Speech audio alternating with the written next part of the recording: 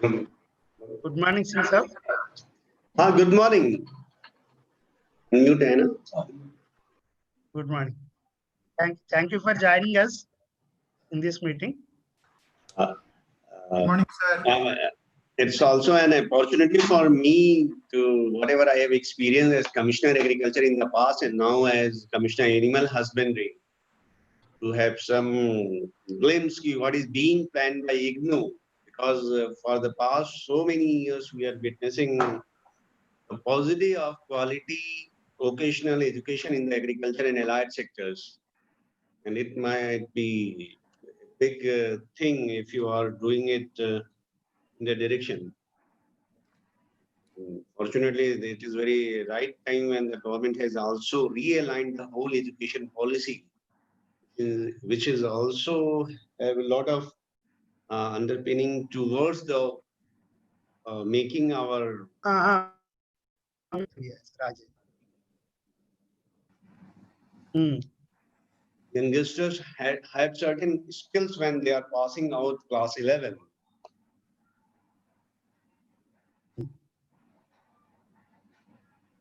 That's why today we have all our directors from Delhi also and faculty and colleagues, so that it will give you an idea about how you can help us in the IGNO programs also.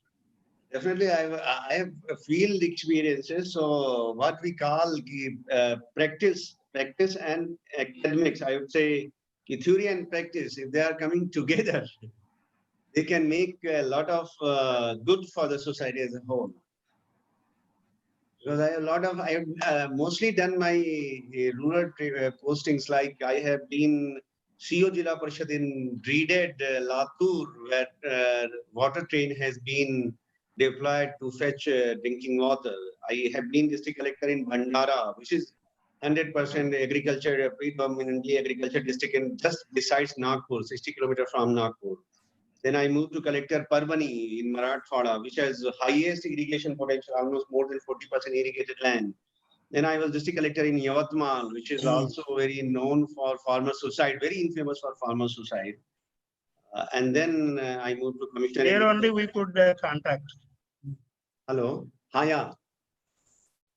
Yes. During Yavatmal, about that governor adapted village. Yes. Your voice is breaking a little bit. So then I moved to Commissioner Agriculture in 2017 and remained there till 19. And 1 year I did as Chairman and Managing Director of Maharashtra Warehousing Corporation. And then from 14th Feb, I am Commissioner Animal Husbandry. Very nice. Programs related to animal husbandry and agriculture also. Please listen and where we can help. So we will start formally the session. So I welcome you all to this National Awareness Webinar on Skill-Oriented and Job-Oriented IGNO in Agriculture and Animal Sciences. Shanmugam, Director, Regional Services Division, IGNO, New Delhi, and the SPC, IAS and Animal Husbandry Commissioner. I am also happy to introduce that he is pursuing IGNO course also administration from Pune Regional Center. I also welcome Professor S.K. Yadav, Director, School of Agriculture Sciences, IGNO Delhi, M.K. Saluja, and Professor P.V.K. Seshidhar, and also the faculty of Vijay Kumar, Dr. Mita Simha Patra, Dr. Mukesh Kumar, and my colleague Shashi Kumar and Krishna Rao and others, and all those who are watching this program on YouTube. I welcome you all to this program, series of programs we are conducting using this digital technology skills. Earlier we had webinars on IT skills and nutrition skills. In the series on agriculture sciences related skill oriented programs, and we are sure that students will be benefited with our experts from various fields. And also the advantage is the program developers, designers, developers, and those who developed these programs, they will share their ideas of this program and for whom they have targeted, so that it will be more useful for all of us and reach out to the specific target groups. So once again, I welcome you all. And now I request Dr. M. Shanmugam, Director, Regional Services Division, IGNOU, New Delhi, to give inaugural letters. Please, Dr. Shanmugam. Thank you. So very good morning to all. Good morning. My colleague, Regional Director, Dr. Shiv Sharup from Regional Center, Nagpur. Professor Yadav, Director, School of Agriculture, IGNOU. Invited guest, Commissioner, Animal Husbandry from State of Maharashtra, Professor P.V.K. Shashidhar, Professor of School of Extension Education, faculty members from School of Agriculture, Professor Saluja, Professor and Professor Vijay Kumar, and other faculty members, my senior colleagues joining from different regional centers, the assistant regional directors from RC Nagpur and other members, invited participants, coordinators and program in charges of the study centers. It's a great pleasure for me to be here on this auspicious occasion of inaugurating this webinar organized by Regional Center Nagpur pertaining to job-oriented vocational skill development courses of agriculture program. It's very important to mention here that the school has taken lead, the Director School of Agriculture and Professor Shashidhar from School of Extension Studies, who is promoting the animal husbandry programs, and the faculty members are joining here on this platform to give we can say give the insight of this program for the benefit of the learners. This is the admission session which is going on for this July 2020 for IGNOU, and we have been conducting such kind of webinars throughout the country across the different regional centers, and every program is focused to have the promotional aspect. The promotional aspect in the sense we need to give the target group and what is the employment opportunities, etc. So on this series, this program is very meaningful to give the existing programs available with the School of Agriculture and the operational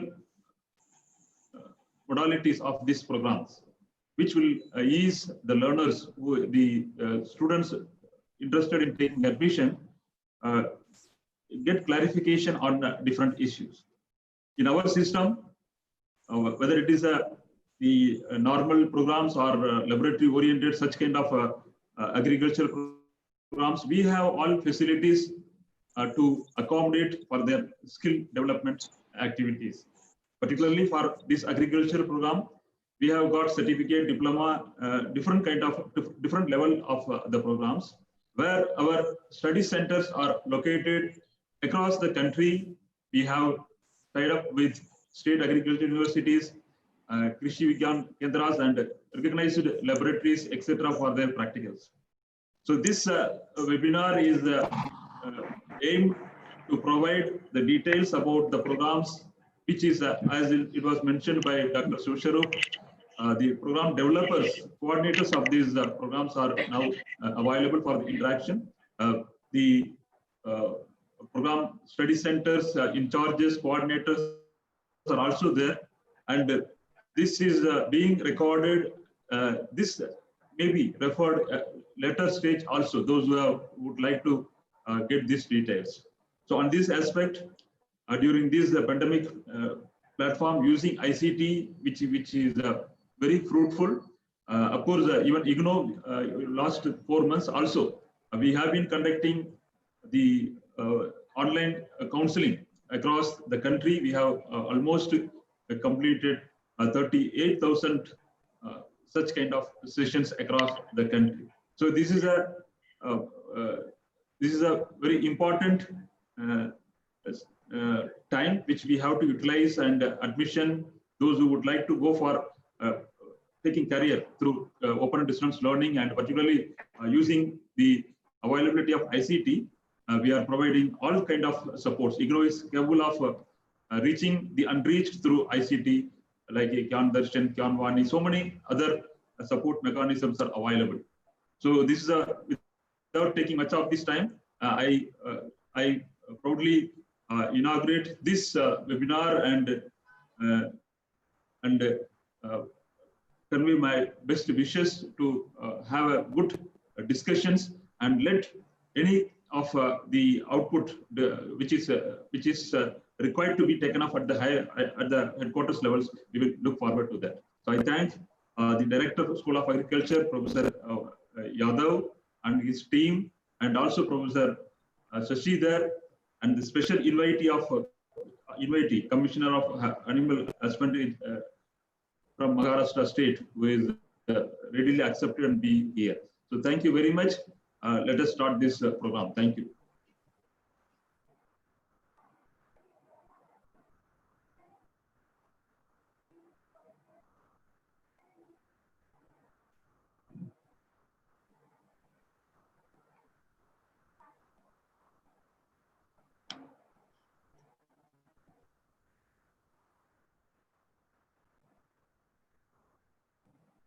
For a very valuable inaugural address.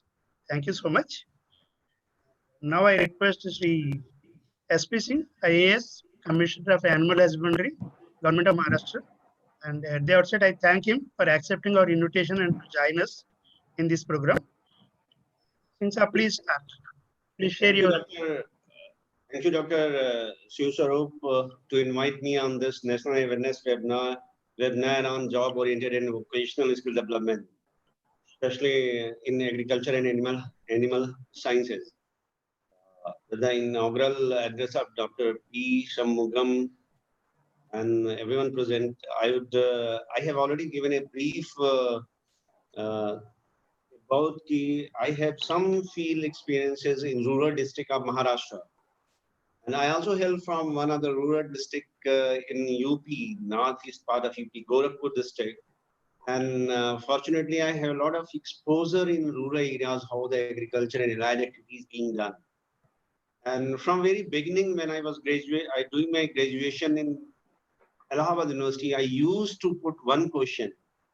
Because in UP at that time, there were just 2 agriculture universities, one at Faizabad and one at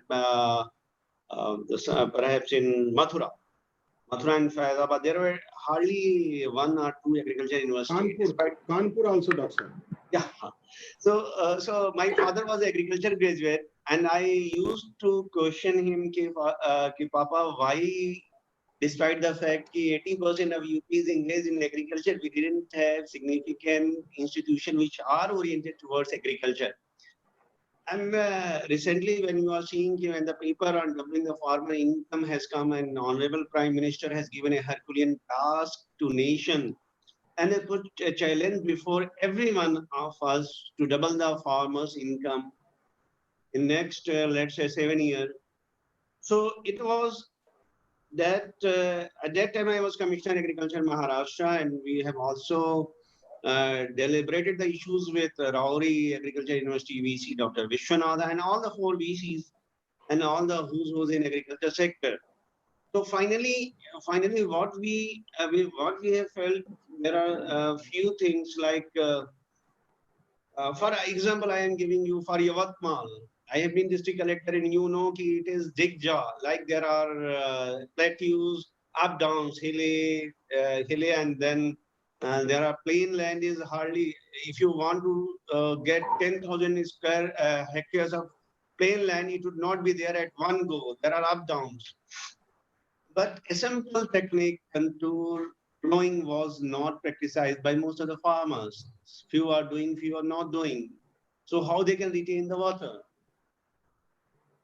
So there are a lot of know-how which might be in scientific institution. When I visited this national soil sample in Nagpur, then the director, Mr. Singh, told me, "Sir, Yavatmal is not suitable for cotton." And to my surprise, Yavatmal has, let's say, 5 lakh hectares of cotton. And top level ICR institution is saying that Yavatmal, except very small patch, it is not suitable at all for cotton. So what I am trying to say, our vocational education should be aimed in simple terms to demonstrate those scientific facts which can be converted in monetized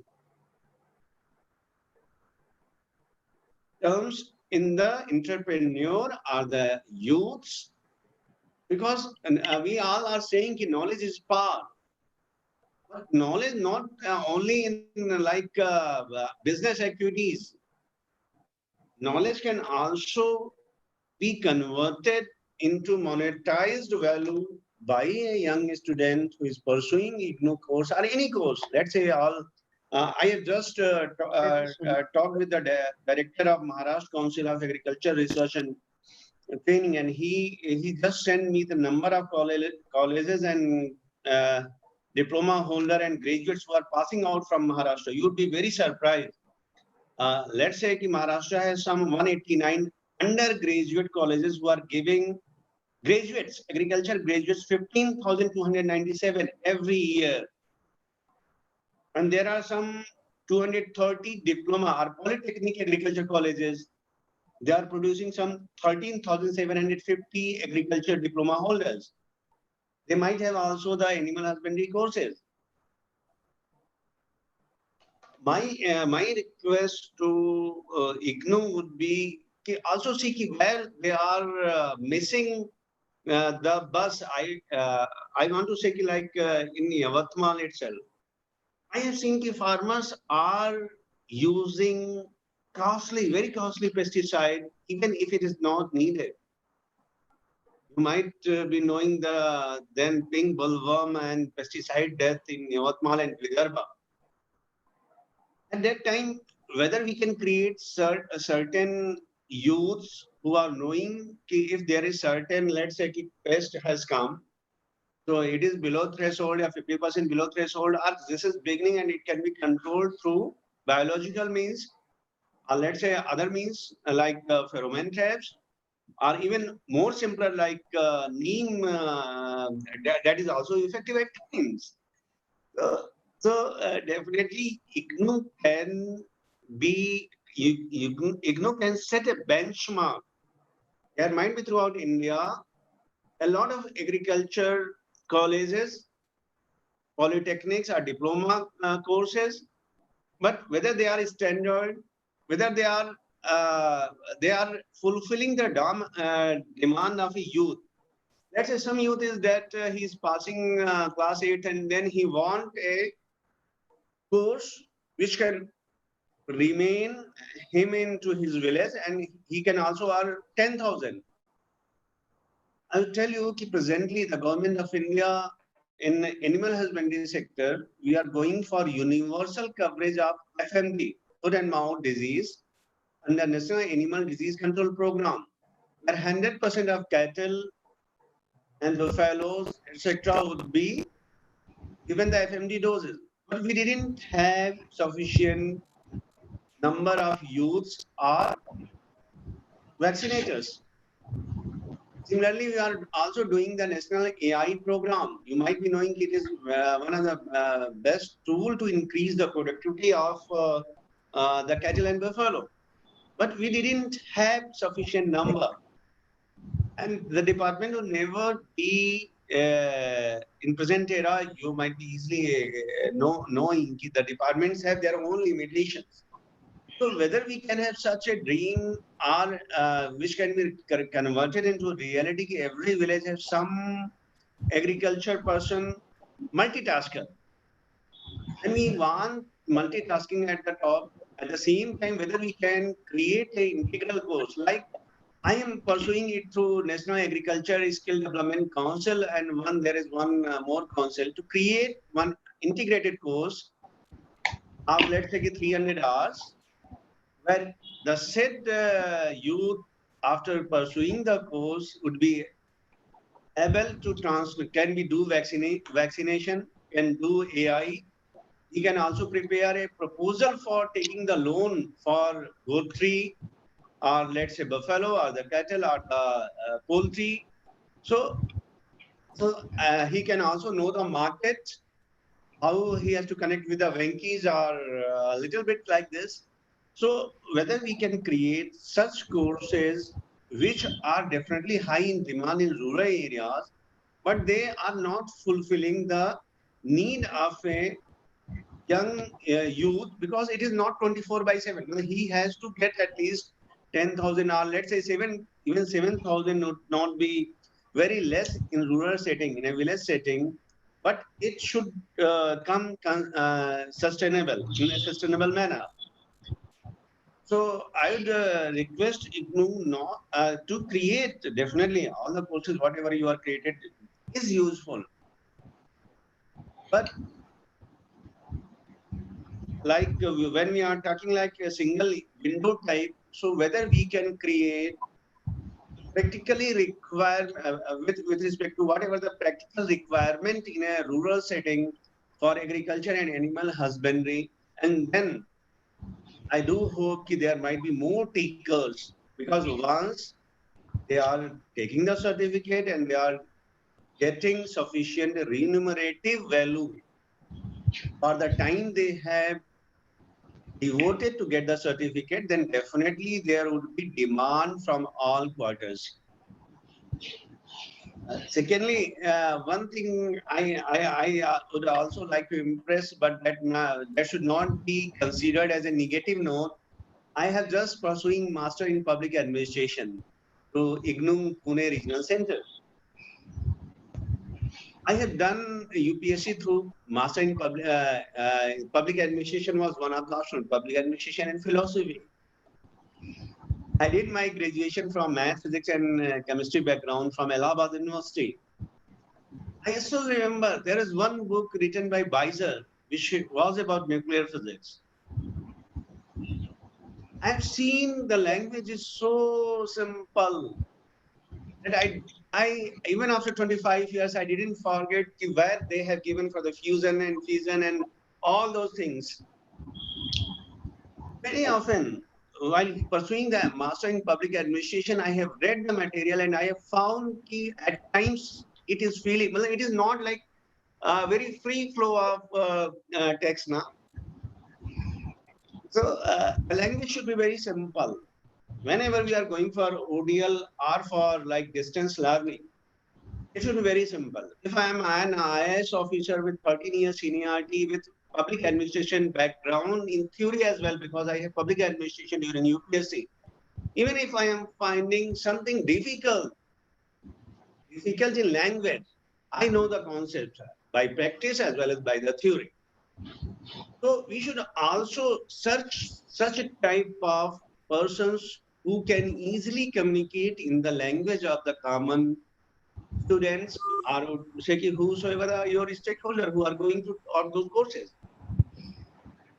So this is also very much important, because I am also seeing in I have training institution even in agriculture and animal husbandry. So I'm trying to do such thing which would provide relevant knowledge. Relevant knowledge, I would say, if you are going to Commissionerate of Animal Husbandry or Agriculture, when animal husbandry didn't have what are the major diseases and symptoms in cattle, buffalo, and piggery, whatsoever it be, and putting it right there. Even any youth through his Android, if he's finding some symptom, he can go and see this is the symptom and these are the primary till he reaches a veterinary dispensary or whatsoever it is the more authentic place. So similarly, I request now IGNOU is doing very well service for the nation, and I am also one of its. I would say I am benefited due to your program, but there is always chances of improvement. And secondly, the colleges which has been our center for IGNOU, whether we can have certain things for their lecturers, for their associate professors, because the quality of certified youth should depend on the quality of whosoever are guiding them. Believe me, I am Commissioner Animal Husbandry and Commissioner Agriculture I was, but my son, who was just then in class 5th, bishops, whatever his teacher has told in the class is the final word. I might be a 30 for everyone, but he didn't say, no, teacher has told this and this is the final. He didn't know it is non-negotiable. So this is some type of image which travels in the minds of whosoever is opting for your education courses. So whether we can more leverage it to imbue certain values which are very much important for vocational education, they should also feel accountable to the people who is enrolled to them. And today, fortunately, like after Corona, there might be hundreds of means where we are communicating through Microsoft Team or this or that. So such a type of thing should also be brought to evaluate the evaluators. It's very important. Like what we say, country can go beyond the public administration or political system. Simply, no child can go surpass the teachers or the system he is being put in. So IGNOU can also create certain things by which they can create an accountability to the center wherever their students are going and taking certain things. Since I am new and I have been seeing the things now. So for agriculture and animal husbandry, sky is the limit. You might be knowing the harvest and post-harvest losses might be up to tune to the 15 to 25% depending on the crop and the location. I have seen as commissioner and this chairman and managing director of warehousing corporation, there are certain missing links like let's say I'm a farmer, I have certain things, but to put those, you might be knowing it is the glut. With the harvesting, there is glut, and the traders are taking the benefit of the price rise after 3 months. I have one solution for them. Why not to keep in the warehouse and after 3 months they can sold it to again the APMC. But there is a catch. Presently, what the farmer are doing, they are doing the harvesting and from their own field or from their residence, it is going to the APMC market the local trader who is taking from the farmer and selling it somewhere or storing. But if the farmer has to come to warehouse, he would once collect his grains, come to warehouse, put there. It has all the expenditure which is involved in transportation. Then one is called hamali. Hamali means some laborer has to put into his tractor, then from tractor to warehouse. And then again, when he has to sell, he has to do the same. He has to purchase a vehicle and do the same. I wanted to eliminate altogether it by creating negotiable warehouse receipt. Once the farmer has brought his product, he need not to sell it. Let it connect to the market. Whosoever is the buyer or consumption in the factories, etc., would take it from receipt can be transferred and the fund can be transferred through RTGS. So there might be a lot of missing links which can complete the value cycle and give pass the benefit to the farmers or the primary producers. India is now have a thousands or millions of opportunity, Honorable Prime Minister, and every one of you as well is contributing in this direction. And I do hope that such vocational courses would definitely contribute a lot, not only in preventing the migration towards the urban areas, but providing sustainable livelihood opportunities in rural areas, plus increasing the productivity in the agriculture and animal husbandry sector. Thank you so much. I am very thankful for you to invite me for this webinar, and I wish all the best for your this particular initiative. Thank you, Singh sir, for very nice speech on issues of the agricultural and animal husbandry situation in the country. Also, feedback as a student also on our system. We'll take care of it. And I request Professor Yadav and Professor Sasidhar to give a brief of our programs so that Dr. Vijay, one request is that my number, you have my number now. Yes, yes. So can you give it to all at UGNU headquarters and others who are participants? If they have any, they have anything like any issues in their mind, or so they can speak to my on that number, or put a WhatsApp message or SMSs. So I can be in touch, because I have decided that mostly I will work in agriculture and allied sector. I still have 17 years of service in IAS.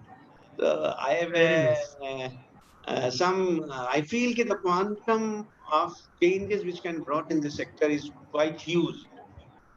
Yeah, Dr. Vishwar. Professor Yadav, just brief only a few programs listed to the Singh's up, and also Professor Sasidhar, you also after Yadav you share, so that he may be busy. So if you are Singh's up, you are able to listen to all the lectures, it will be fine. Tell a brief about it. It would not be possible. I have certain prior appointments to, so I would Yes. just whatever brief Dr. Professor Yadav is going to say. They will give a brief. And then I will. Okay. Please, May I give a brief about your programs. Please. Dr. Sivasarup, may I speak now? Is it audible? Please. Okay, thank you very much. And good morning to all of you. Dr. San Mugam. I am Singh Sahab, the Commissioner of Animal Husbandry, Government of Maharashtra. And our most sincere, I would say, Regional Director, Dr. Sivasarup, and other colleagues who are from my school, School of Agriculture, and also from the School of Extension and Developmental Studies, Dr. Professor Sasidhar, and all staffs of regional centers. Thank you very much and good morning. It is pleasant to listen Dr. Mr. Singh's experiences, I would say, because he has served really at the grassroots level, where agriculture, animal husbandry are the only options for the sustenance of the human life. Those areas which he has been explaining are quite agriculturally dominated areas. I have also seen those areas during my travel to Maharashtra. Singh Saab, thank you very much for sharing your experiences. We are also having same experiences in different parts of our country where agriculture is dominating, and the lone, livelihood supporting avenue. Now, as you have been explaining, I was just listening, and since you belong to UP, I also belong to UP, and we know that the states like UP, Maharashtra, Madhya Pradesh, Chhattisgarh, part of Chhattisgarh, I would not say entire Chhattisgarh, but these Rajasthan, particularly the Haryana, Punjab, and UP, and Madhya Pradesh and Maharashtra, these are agriculturally dominated states, and they have n number of crops, they have n number of animal breeds, and there has been, agriculture education in these states since many years, and agriculture has never delineated or differentiated the agriculture or animal husbandry. Rather, animal husbandry used to be part of the agriculture. So when I talk about agriculture speaks about both crop production as well as the animal husbandry. It's very simple. So as he had been telling, he was very much exposing to all of us that the monetization of his skill must be ensured. That is the brief of his takeaway point. And I would appreciate that this has been a point of concern to every corner wherever there is a vocational education being imparted, including us also. But the question, Singh Sahab, is now there is a conflict going on at the grassroots level in terms of existing technologies and imposing technologies. The technology which we are telling that they are improved technology, they are not suitably adopted by the farmers, and the farmers' problems are remain unaddressed. That is the problem existing everywhere in this country, and because of that reason only, several policies are brought in those areas, but eventually they are failing. So I'm not debating those things. Certainly, we are optimistic that we will be somewhere successful in addressing the farmers' problem, but this is not going to be an easy task to be completed. Dr. Yadav, sorry to interrupt, but I would say ki it is absolutely true ki the adaptability, yeah, acceptability to new technologies is not overnight. It Yes. takes a time.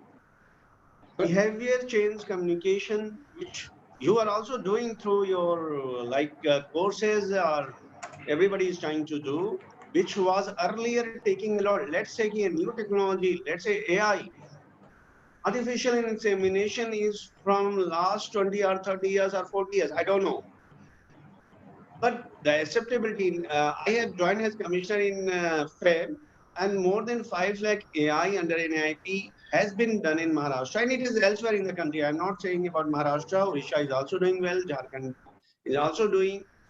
So the emergence of youths who are not getting organized sector employment in, let's say, factories or urban areas is a catalyst now, which is triggering and also at the same time is speeding up the acceptability to new technologies. At least I've seen in Maharashtra, and definitely it is definitely true about throughout India. The youth are what Prime Minister says, he specifically used some term, right? So I would say ki there is a lot of youth or mass, I would say ki critical mass is already there in the rural areas, which is accepting the new technology or knowledge easily rather than the so-called, let's say, era. Today it is very fast, very fast. Believe me, Dr. Yadav, now Singh Saab, just I appreciate your concern. Now, what I wanted to tell is that before building proper human resource at the ground level, the imposition of technologies may not work, and it has never worked also. But now, definitely, that is surely there. if you see the history of agriculture development in this country, and I would say that from 1966 onwards, when we got green revolution in this country, we were overwhelmed about the progress of agriculture interventions and developmental plans after 1966. But you see simultaneously how much distress we have given to our agriculture, how much distress at the farmers level have occurred. That also should be quantified. And in line of that only I was speaking. Now the youths are accepting new technologies. It is very good indication, and in that direction only the IGNOU's programs are extremely supportive to build human resource at the grassroots level. And therefore, we are catering to the requirements of different groups. Presently, if you see from my school, this is one of the schools, 21 schools of this university, Indira Gandhi National Open University, that is the School of Agriculture. And the School of Agriculture has programs in organic farming, in beekeeping, in dairy production and technology, in animal husbandry, and also we have program in horticulture, in food safety and quality management, diploma in value-added product from fruit and vegetable, diploma in value-added product from meat, and also from cereal pulses and oil seeds. We have poultry farming program, we have sericulture program, and most of our programs have been designed to get input from the respective ministries who are working at the grassroots level through their institutions. Like Central Silk Board is there, which has got several institutions at different places in this country, and where they are imparting training as well as also are procuring farmers products. So they have been part of the sericulture program, and organic farming was supported by EPIDA. I think Singh Saab must be knowing that the EPIDA is the only organization in this country which is looking after the export of the organic products from this country. And they have been entrusted by the government of India through its ministry, parent ministry, that is Ministry of Commerce, to devise the standards and norms of organic farming. And they are the only, till now, I mean, now Ministry of Agriculture has also pitched in to develop the standards and norms. Earlier, only EPIDA has developed the standards and norms for organic production, organic processing, organic marketing, everything. So that entire set of standards are called now National Program on Organic Production, which was launched by the Ministry of Commerce in 2002. So these developments have really ushered new, era in the agriculture. But the question is that, are we, see, the point is that farmers level, there is absolutely no issue, whether it is AI or anything. AI has a different dimension. I know it. At several parts of the country, people are not accepting it. And even there are faulty approaches also because of less trained personnel, particularly parabets are also not trained to that extent in rural areas. So people are now facing problem. But yes, it is being accepted because of several advantages to it. And there are other places where it is being discarded also.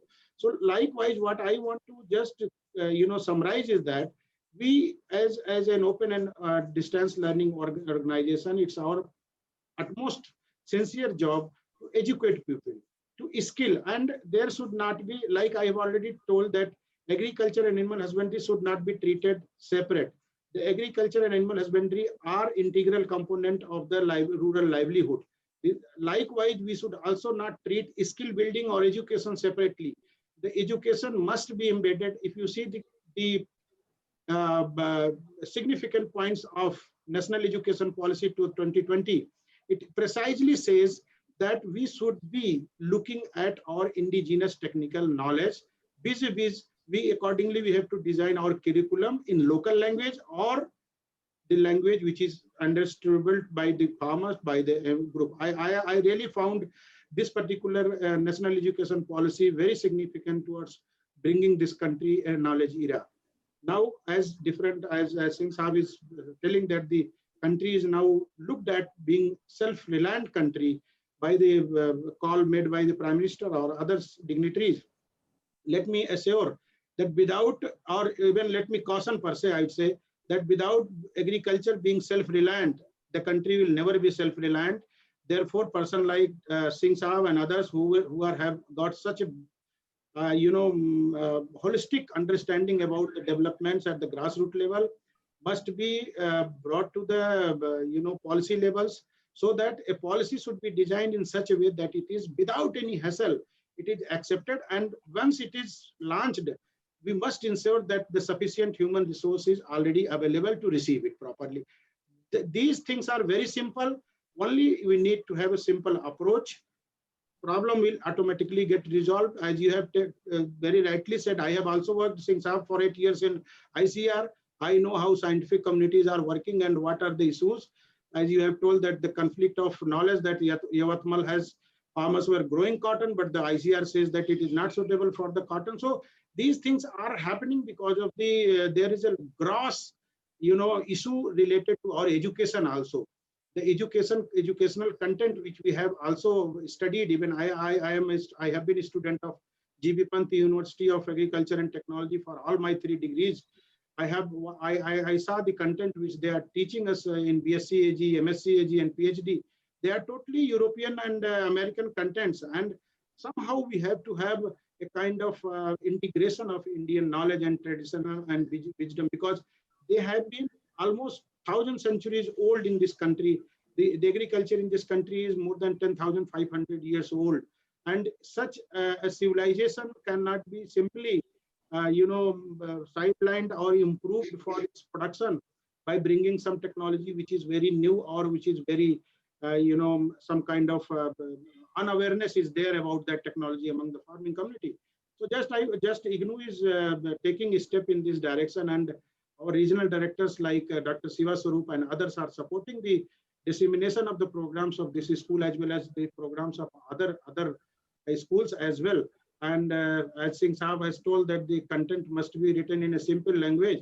If you see the agricultural program, the contents, probably we try to put it in an interactive way, putting a very simple terminology, because we cater to the only +2 students. What we envisage in our programs, that we will allow the students who have passed 12 in their normal education stream, they can enroll in our program.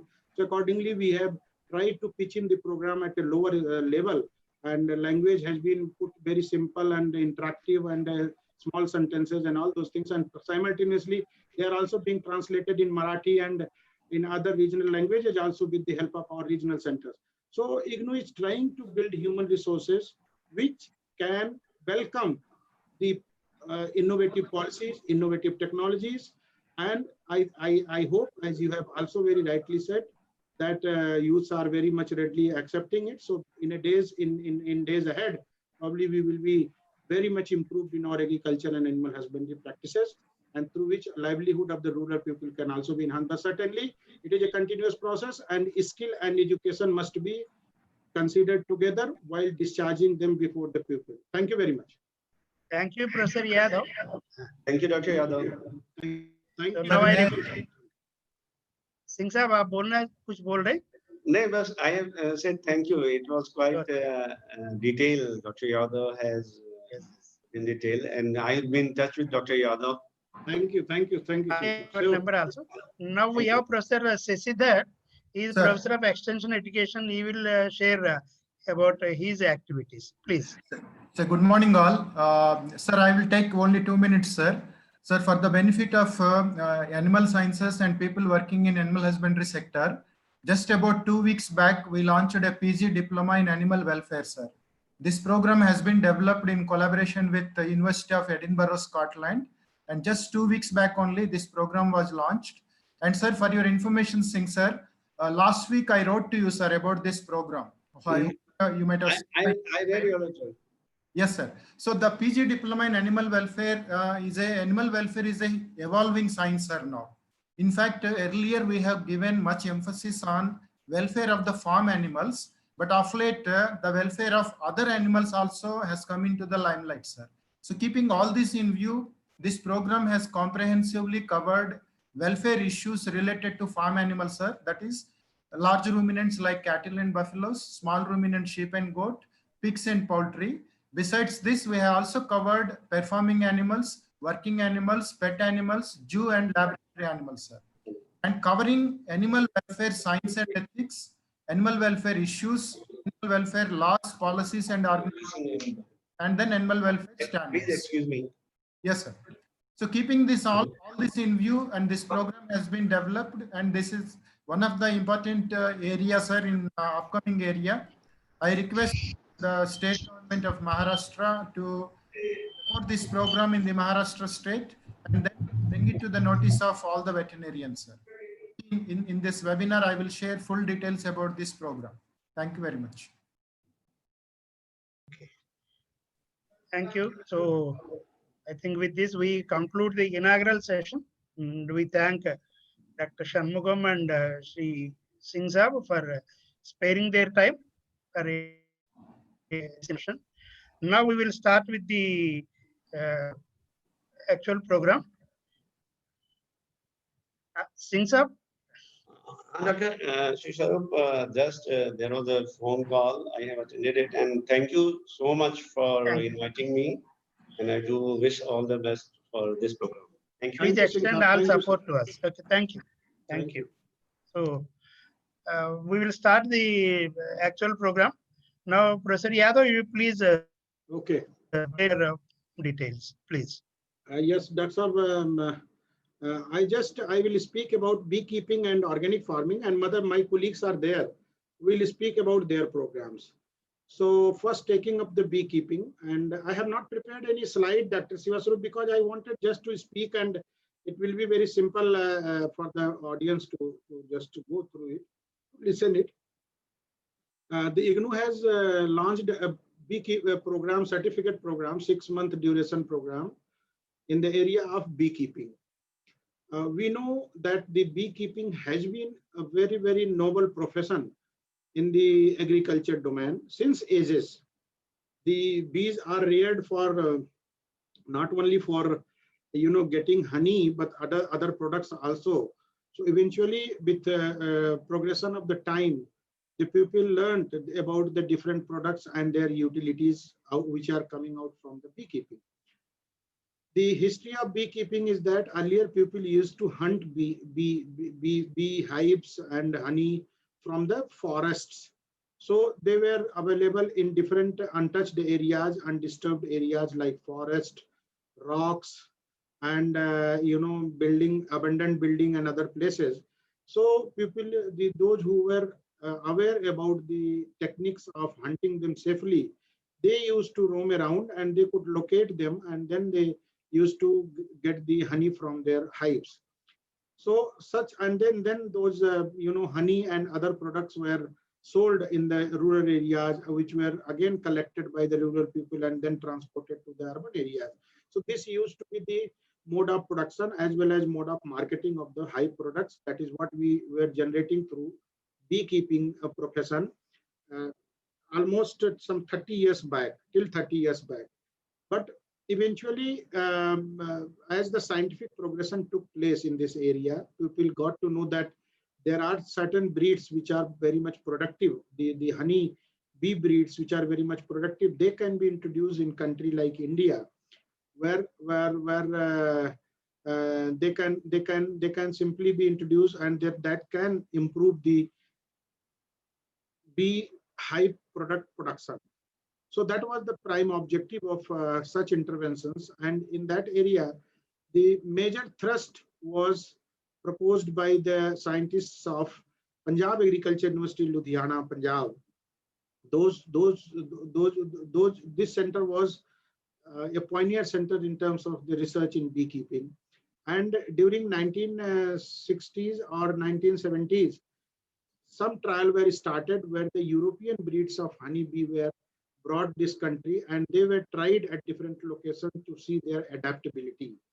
And then with certain modifications, certain trials, they could found out, the scientists of those centers, the Punjab Agriculture University Department of Entomology scientists found out that now the European breeds have got adjustment capacity and they are very much adapted to the Indian condition, and then they were introduced for mass rearing in this country.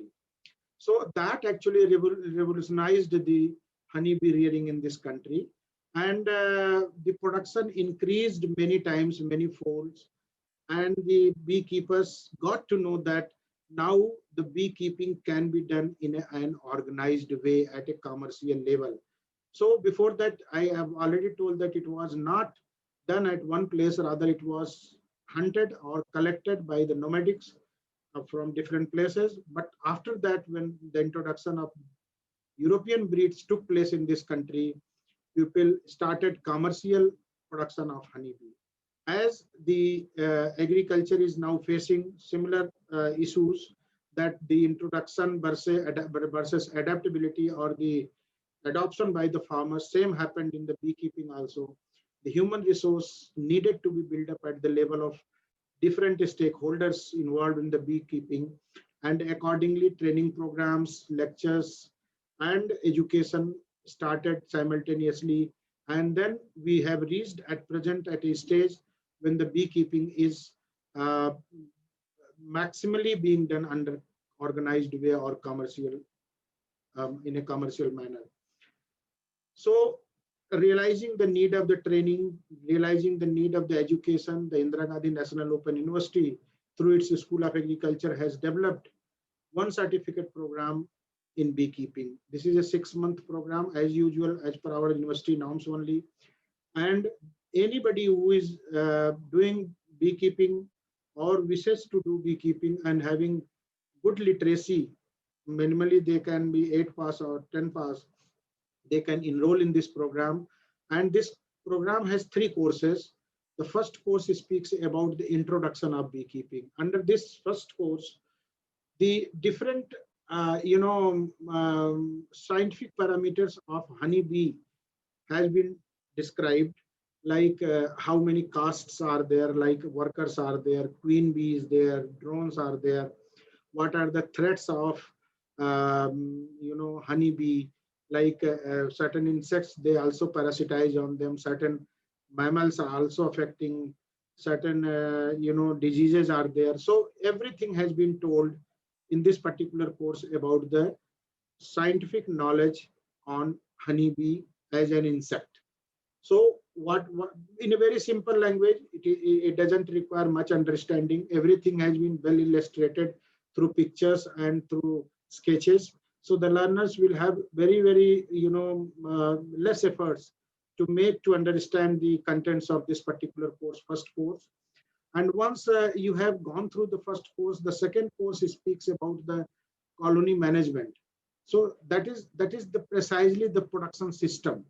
In that course, there are 7 blocks, and every block is dedicated to seasonal management, which is very important in the beekeeping. Seasonal, like suppose winter season is there, what are precautions you need to take care of so that your bees are safe, they are productive, and your chain of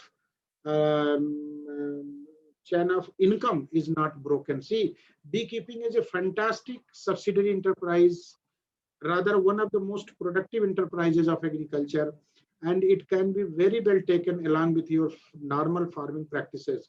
So that will rather improve your production, because let me just highlight one important contribution of honeybee as an insect in this ecology is that honeybee are the most suitable pollinators for the cross-pollinated crops.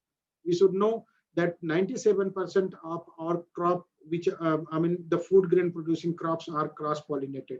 So those cross-pollinated crops require cross-pollination, and they will be successful in their reproduction once some bee or some other insects have visited their flowers from one plant to another plant for the collection of nectar or any other perspective. Then only their pollination will take place and their fertilization will occur. So this is very simple, that bees are not only giving you honey, they are not giving you wax, they are not giving you only propolis, they are not giving you only the royal jelly, rather they are giving you the best services as a pollinator for your crops. And it has been seen that the crop production increases 10 to 20%, even to 30% merely by the presence of honeybees. So honeybee has a lot of good association with our crop, but right now they are under high distress because of the intensive use of the pesticides in different crops, and pesticides are detrimental for the honeybees. So as a learner, as a beekeeper, as a practitioner, you should know that the bees can be safely prevented the toxic effect of pesticides which are applied in different crops for the protection of insect, weeds, and diseases. So this is very important. The chemicals are detrimental. Honeybees are suffering like anything. Their population is diminishing. So we need to encourage their population. We need to preserve them. And the best way to preserve them is to do beekeeping.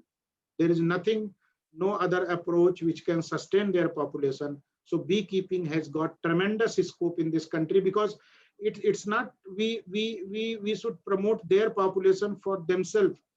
Rather, we need to perpetuate them for our own requirement in a different way, as I have already spoken. So in light of those aspects, the university thought of developing this program, and it is running successfully. So the second course speaks about preventing different health hazards of the bees due to different seasons. So like a rainy season has a different impact, winter season has a different impact, the spring has a different impact, and there are certain conditions when there is no flower available around the beehives. Then what will you do? You have to prepare artificial diet for them. You have to preserve their population so that they are not deserting your hives, they are not leaving the hives. Otherwise, the European breeds, if they leave the place, they are killed in dearth of the food. So we have to be very clear, very skilled to look after our bees differently. The third course speaks about the processing and marketing of the products of bee, honeybee, or apiculture or beekeeping, you can say. So as I have already spoken, that the maximum thrust is given to the honey production, followed by wax production, followed by, now you will be surprised to know that there is a huge market exists for the bee venom. Now, because of the advent of precise technologies in different areas. Now the farmers are able to extract bee venom, and it has got tremendous pharmaceutical usage in the in the market. And this has been one of the most costliest product of beekeeping. So bee venom, propolis, the wax, the honey, and the royal jelly, these 5 products are being right now generated out of beekeeping. So beekeeping doesn't mean that we are only for the honey production, but these 5 products are equally important. Rather, some of them are more important than the honey itself, right? Like I already spoken, the bee venom. So how those products can be processed, how those products can be collected using the modern technologies, as well as they have been collected by the farmers through their indigenously improved technologies like wax, propolis, jelly. These were very much easily processed by the farmers at their household level. But now with the advent of technologies, availability of various improved technologies, they are being processed. Like, there are several right to drink products available where the honey is the main constituent. The honey cola product is available through being sold through KBIC outlets, Khadi and Village Industries Corporation outlets. So in Bihar, it is also being sold in a different form. So people are coming out with different processed products made through the beekeeping products. So that is why there is a greater demand of the bee products. And my country is one of the largest exporters of the bee products. Also, we are exporting huge amount of honey and other products. So if you see now, some of the African countries are ahead to us, but certainly in terms of managed beekeeping, we are probably somewhere under 10 or so in the world. So in that direction only, our beekeeping course has been designed to impart the scientific input about beekeeping. Any information you can either write to the School of Agriculture, or our regional directors are there, regional centers are there, where they are also speaking whenever they go for popularizing their program or programs at the grassroots level. Our regional centers are very much equipped to inform you, to undertake even counselings also. So the studies, this program is being undertaken with the help of a study center because practical components are involved in it. Therefore, the learners, they can simply approach to School of Agriculture or to our regional directors, regional centers, and they will be given all information related to this program. That's all. This is about the certificate in beekeeping. If anyone has any query, then I can speak. Otherwise, I can simply go ahead with the presentation on the organic farming, which is another important program for the livelihood of the people. And it is being received by the farmers as well as the exporters. You will be surprised to know that this country is the #1 in terms of number of the farmers in organic farming, as well as number of exporters who are exporting the organic products outside the country. We are the largest number of exporters and largest number of the farmers involved in the profession of organic farming. That's how you give me signal so that I can speak. If you allow, I can speak about organic farming simultaneously. Yes, thank you, Doctor. So the Please another carry on. Yeah. Because, So, yeah. Time is short or still it is there? I can speak within 5 minutes. No, please carry on. Please carry on. Okay. So the other important program which I'm speaking is that the organic farming, certificate in organic farming. It is also a 6-month duration program. This program is anybody can enroll in this program once he or she has passed +2. And this program has 4 courses in it. The first course is about introduction to organic farming. The second is organic farming production system. The third is about certification and inspection of the organic produce. And fourth is about marketing of the organic produce. So this course basically this program, I would say, speaks about, all in one information about organic farming business, and organic farming certification. Now, we should know that the organic farming is not simply production of the crops or raising of the crop without chemical. Rather, several legislative, policies are also embedded into it, because legality is also one of the components. You cannot claim your product as an organic until and unless your production system is certified through a certification agency which is accredited by EPIDA under their policies. So it is a very, very, straightforward, clear-cut guideline from the government of India that each of farmer or processor or the exporter need to be certified through the standards envisaged for them separately under the NPOP, that is National Program on Organic Production, and then they can have the right to say their product as an organic food product or even organic product per se, because organic food is one of the products of organic product. So organic cotton is also available. We are the largest producer of organic cotton in the world, and we are the largest in terms of number of the farmers involved in the organic food. Right now we have almost 80,000 farmers who are certified, who are producing organic products at their farm, which is food products as well as the cotton. So we are marching ahead, and it has been seen by EPIDA that every year we are doubling our foreign remittances, or the foreign exchange every year in terms of organic food export business or organic business per se.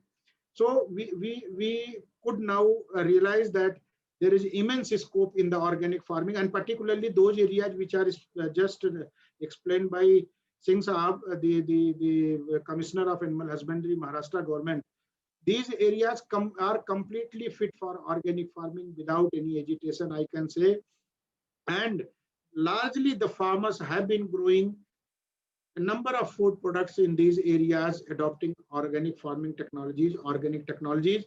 But with the advent of green revolution and other so-called high production technologies, the entire ecosystem has been disturbed because of the intention of the policymaker to improve the food production or productivity of the farm. So somehow without water, your fertilizer is rendered useless. Just one example I am giving. The fertilizer can be very well useful in those areas where there is assessed water. Suppose in those areas where water is not available, and if the farmers are tempted to use the chemical fertilizers, I can say that it is a suicidal activity, and which is happening. Similar is the case with the pesticides. They are effective under assessed irrigation, assessed good ecosystem.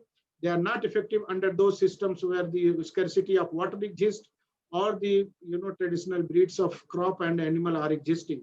So we should know that sufficient human resource building is required in this direction before bringing out any technology. So realizing that aspect only, the government of India through Ministry of Commerce and the EPIDA, they approached Indira Gandhi National Open University to design this certificate in organic farming, because organic product business has a lot of scope in this country, and realizing the sufficient human resource building, which is simultaneously required to, at the level of farmers to adopt organic farming, because organic farming, as I've already spoken, that it is not simply growing crops or raising animal without use of any chemical. Rather, there are many more things. You need to have certification at every year to assure that you are following the standards which are prescribed by the government of India to call your products organic.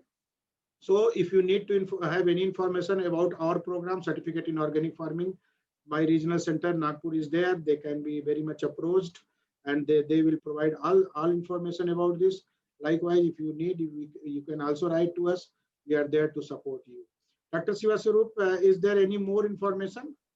Or I want to conclude now. Thank you very much for a very detailed information on these two programs. Yes. And it is very knowledgeable for us also that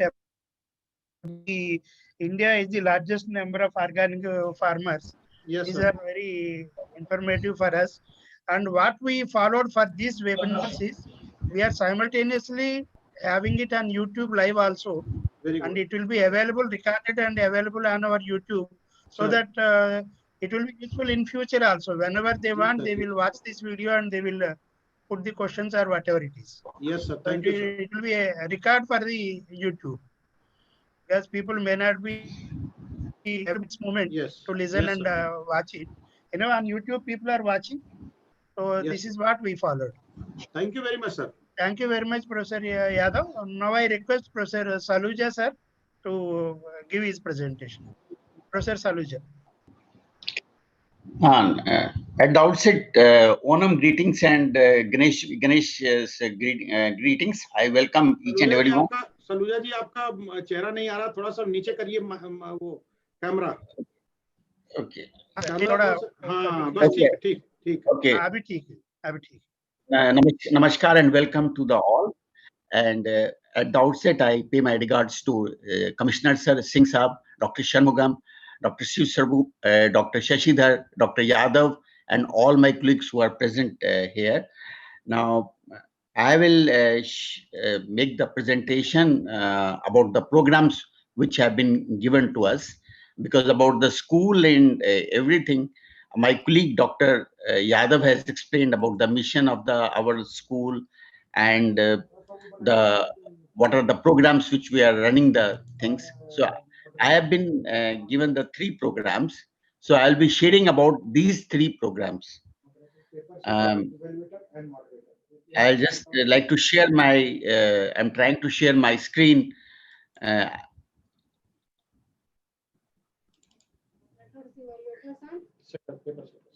Is it visible now? My presentation, please. Is it my presentation is visible? Not yet.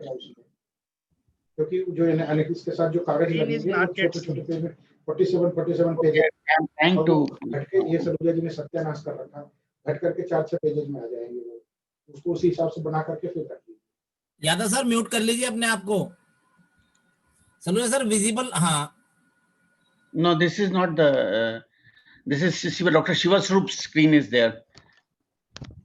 Shall I No. is it visible now? Yes, sir. Now it is visible. Food processing and food visible है safety. Sir, visible है.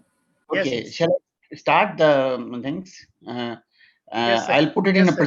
presentation mode. I'm trying to put it on a presentation mode. Yes, sir.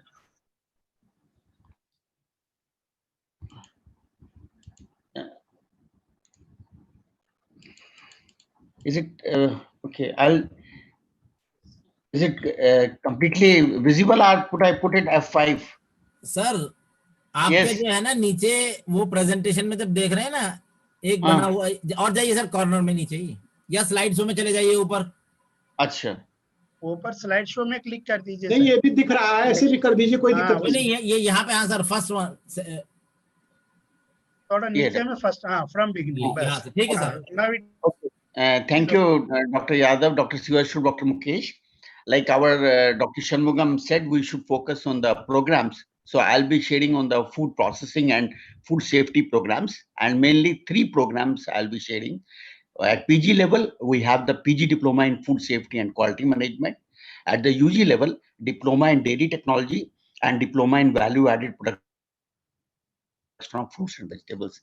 So as the structure is, the first question comes, whether there is a need for this sector is there, whether these sectors are growing or not.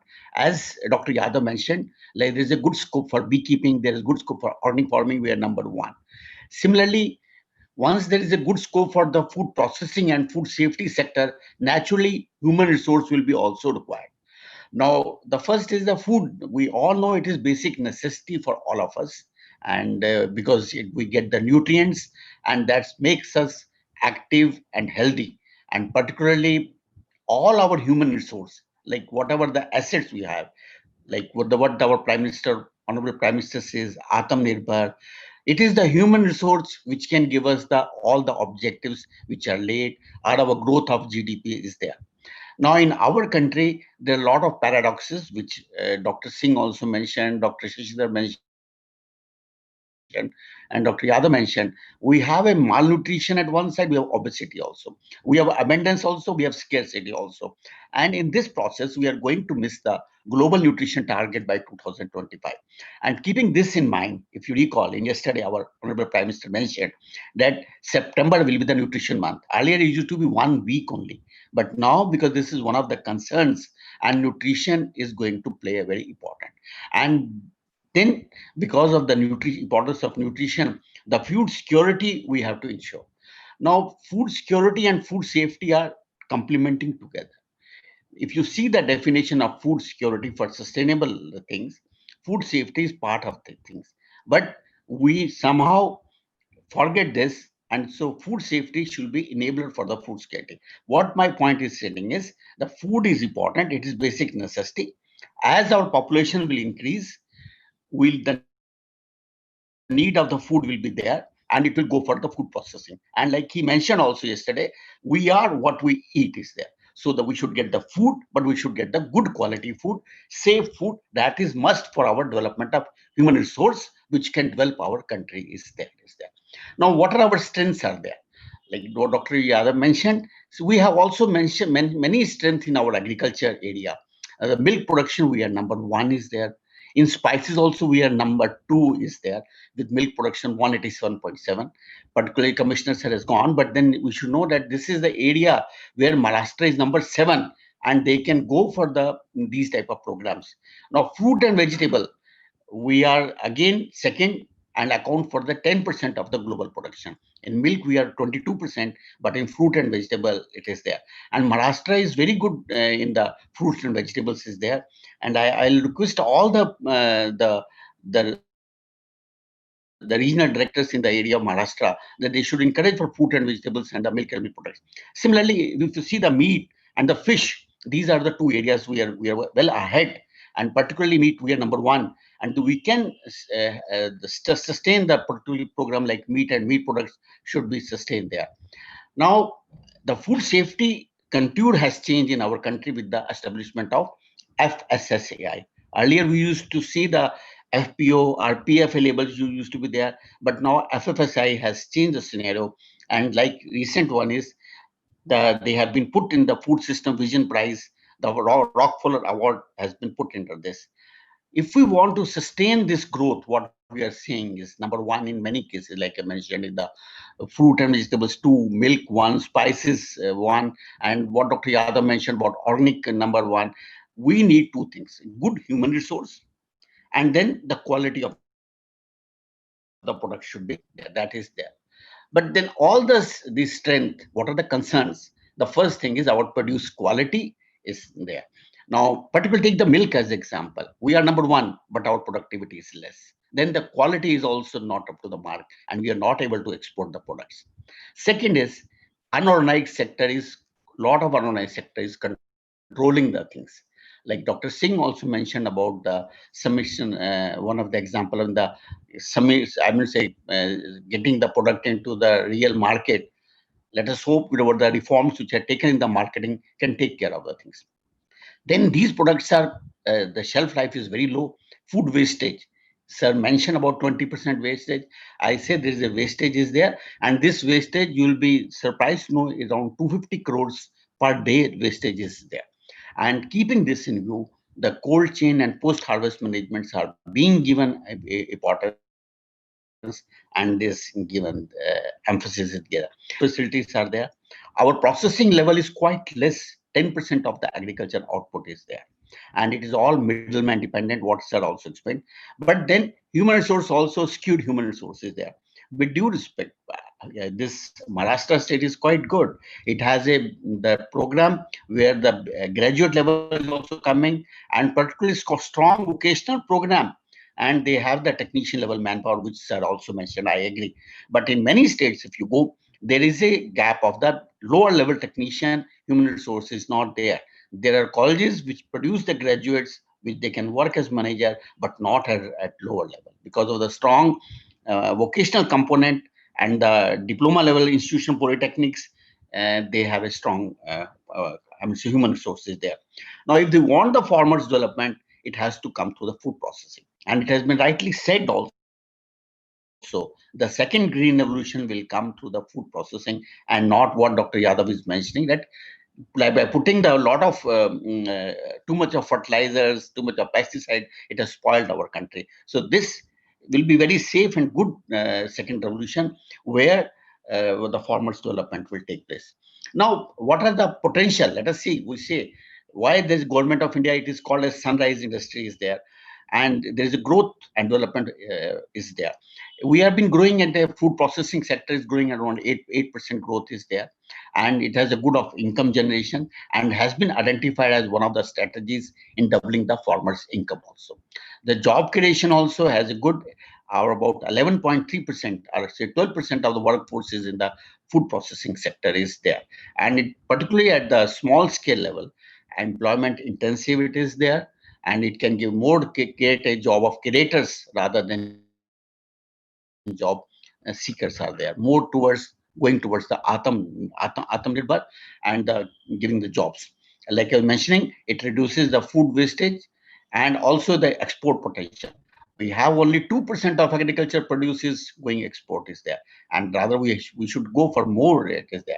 And it has been well visionized that India can become the food basket of the world if food processing is given due importance is there. And the food processing sector is of accounts 32% of the total food sector is there. Now, this is a sunrise sector. This point is telling that this is a growing factor. Government is giving the support, so this sector will grow, and there will be need of the manpower will be there in this sector. But then, what are the drivers? Because once you have a car, you also needed something to drive it, like petrol or something is there. The first thing is strength of our country is our diverse agroclimatic condition, and we have a sunshine around the year. That's why if you see on the solar, a lot of work is being done, and on 8th of the solar, we are going to have an international workshop also.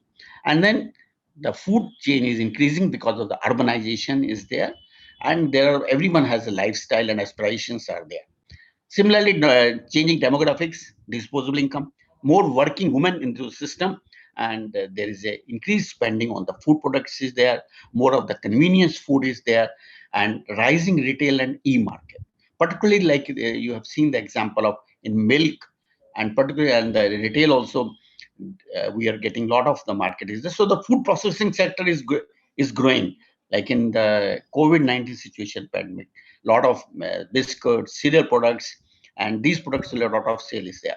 And nowadays, the new term has come. Earlier, it was going out for the food, but now it is the wellness and hygiene is the new term. Our immunity through food is coming into this is becoming the buzzword.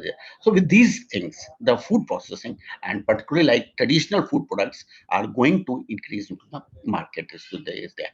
And then to sustain the system, government see the positive ecosystem which government has created. There is a Atmanirbhar Bharat, which is mentioned, that is in a policy level. That is our mission is there, vision is there.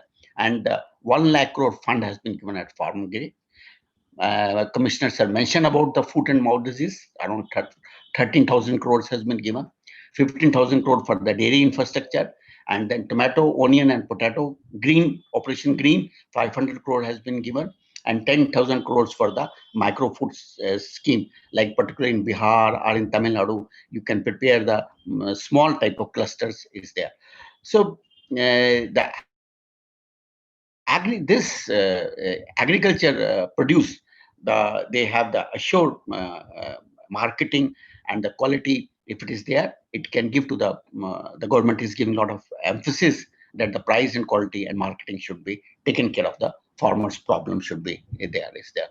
Now, because I'm speaking on 3 programs, I'm a dairy man, so I will start with the dairy development schemes. Particularly 3 schemes are government is running: National Program for Dairy Development, National Dairy Plan, which was over in December only. We have a Dairy Entrepreneurship Development Scheme, Dairy Processing and Infrastructure Development Fund, Animal Husbandry and Infrastructure Development Fund, so these are the schemes when they are existing. So this means that this is one of the growing sector, and government is giving the lot.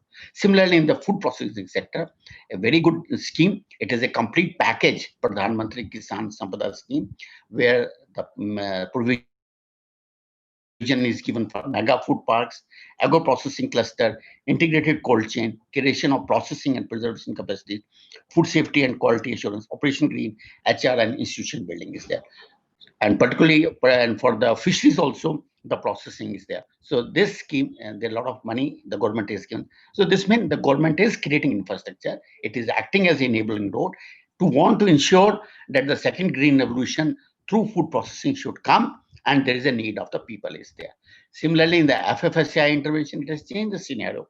You see the Eat Right movement at the school level, at the campus level, workplace is there, hygiene and sanitation improvement, and across the value chain through Schedule 4. Capacity building, they have created their own network is there. Fortification of micronutrients is there. How to control trans fat free and particularly high fat, sugar and salt, how to control them. And also the Javik Bharat, that is our organic products, testing facilities, and the survey on the quality of it is there. Now, if you see the growth factor, fruit and vegetable sector is likely to grow by 30%. The food grain milling is 7%, dairy products 11%, meat and poultry percent 16%.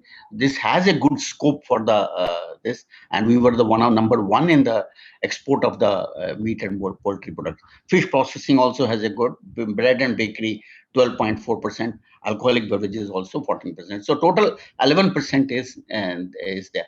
Now, employment opportunities, if you see, in the fruit and vegetable is 0.16, because it is only processing 2% level of the fruit and vegetable. Once this level increases, the job opportunities will go. Milk and milk product is the highest with around 30%. So you can see the 0.45 million is there. Meat and meat product this sector has a lot of scope, and that's why the ministry created the government of India created a separate ministry. And we should also, I will request our RD sir and the other officers that these programs should be started, should be there. Particularly grains and oilseed and packed food also, there's a lot of scope. This confirms, this corroborates that there is a need of the people is there. And there's a lot of gap is there. What type of gap is there? As I mentioned, there are people who are coming with the PG level or graduate level. But at technician level, if you see, at the diploma level, at the certificate level, these are the people and these are the shortage. 4,700 diploma level as annual demand is there, and 95,000 the short up to 10+2 level people are required. So there is a shortage of the people at the technician level, or this particularly a lower level people shortage is required, and it should be there. The IGNO's role, as our director sir has mentioned, that IGNO has played because this its role in the human resource development and capacity building activities. Ministry of Food Processing Industries gave the 5 programs from the area of the food processing. Similarly, Ministry of Rural Development also gave the money for the dairy farming program, and the APIDA also gave money for the PG Diploma in Food Safety and Quality Management and the organic farming. And this, besides this, the rural development also gave some important money for the certificate in water harvesting and watershed management, which my colleague Dr. Mukesh will be speaking. And like PG program in agriculture policy also, it was on the encouragement of that, what type, instead of simple agriculture economics, we should go for these type of is there. So they said, like what Dr. Singh mentioned, and what is the theme of the topic, that the skill-based vocational education program should be started. And this was twin objective. They were particularly, you develop the technician level manpower, or they should become the entrepreneur. They should become the job creator, and that is there, and that's what there is a potential is there. Like our honorable Prime Minister gave about the toys manufacture, and there are good scopes, and a lot of many of the IM graduates and many of the engineers are coming towards the dairy technology profession, or poultry farming, or in the meat processing also. It is there. So these 2 programs, dairy technology and diploma value-added products from fruit and vegetables, which I am going to cover, they were supported by the Ministry of Food Processing Industries, basically for the technician development and the entrepreneurship development. And APIDA supported the PG Diploma in Food Safety and Quality Management. So they started with the basic level, that is organic farming, and then PG Diploma quality should be maintained. Now, features is, like as mentioned, it is mainly for the technician level, and the self-employment people are there. The target group is youth, any youth, and the skilled who are working as a skilled worker. you will surprised to see that 86% people are in the unorganized sector in the food industry. They are skilled workers without any training. So they are not able to maintain quality. They are not able to give the productivity. And small and medium entrepreneurs, they are continuing what the profession is there, but they need a lot of improvement is there, and personal working in industry is there. Now, these courses are well blend of the theory and practical 50-50, because the skill development, as Professor Yadav mentioned, the NEP mentions that education and skill goes together. So it has been well integrated 50-50 is there. Medium of instruction is in English and Hindi, and dairy technology is offered in Telugu language also. And we like to offer like what the NAP said in the local language. Then we'll also like to have the, particularly if any translation work is taken in Marathi language, we will be very happy to do that. The pedagogy is through the counseling through study centers, and assessment as per the university norms is there. So I'll take one by one. I'll start with the PG Diploma in Food Safety and Quality Management, and it is a composite program on the food processing, food safety, regulations, quality control, and food auditing and risk analysis is there, and has been designed by the expert and the interaction. And we will try to provide interactivity, particularly through web-enabled academic support, and through the IRCs also it is there. And then the target group includes graduate in science, particularly those who have studied the biology or chemistry as one of subject. And all the agriculture, food science are allied disciplines. I know the Maharashtra has a good food science basis there. So all those people, those who are working, they can join this program as a PG. It will be add value to their career, because if they're in the processing area, or in quality control activity, or in product development, lot of the issues, regulatory issues are coming into the picture there. So they contemplating a career in the food safety and quality management, and so they can join. Or anyone who wants to become the professional in the food processing and quality control, or entrepreneurs who intend to diversify in food safety and quality as well. Like I mentioned, the quality is the main thing which will take you away. I mean, say you can export it and you can keep the brand is there. And this program is offered in English languages also there. Now, what is the objective is basically, this program is that the person who has done this program, he will ensure the safety and quality product as per the mandatory legal requirements and voluntary standard, including export if it is required. And he will be able to design and implement GHP, GMP, HACCP, then quality management system 9001, 22,000, 14,001, 17,000. Those who are in the food industry are at the consumer also. We see that whether the company has 9001 or this is manufactured under the HACCP certified plant. So these things are taught to the students there. And the students will be also able to conduct the audit also as per the guidelines of the voluntary standards is there. Besides the regular quality control activities like microbiological and chemical analysis of food products are there. So these are the things are there. So I explained that anyone who is in the science, then degree in allied science like agriculture, food science, food technology, home science, microbiology, biotechnology, horticulture, dairy, even the hospitality in people, hotel management people, they can, if they're graduate, but if they're diploma holders, they are not. They're all the veterinary people, fisheries people, engineers, doctors. You'll be surprised to know that many of the doctors and engineers are joining this program, because this has a lot of job potential, and the money is also a lot is there. Ultimately, we all want to have money also simultaneously is there. Taking into the demand of the students, science graduates in the disciplines like geography or physics or medical lab technology, if they have 3-year experience in the food processing or quality control, they can join. There are a lot of art graduates who joined the profession or in the food science, or particularly where the storage are there, foods or warehouse people are there.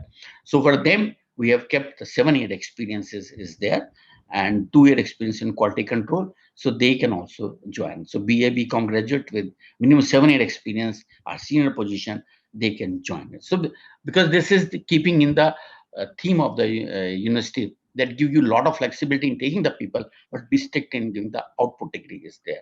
So these are the target group I've already explained, those who are in the agriculture or food science, or they want to build a career is there. The program has the 8 courses are there, like food fundamentals and chemistry. So it gives about the chemistry and food fundamentals, then microbiology, food laws and standards, food safety and quality management systems, then auditing, chemical analysis and quality assurance and project work is there. And the job opportunities, like Dr. Shimaga mentioned, we should mention about the job opportunities.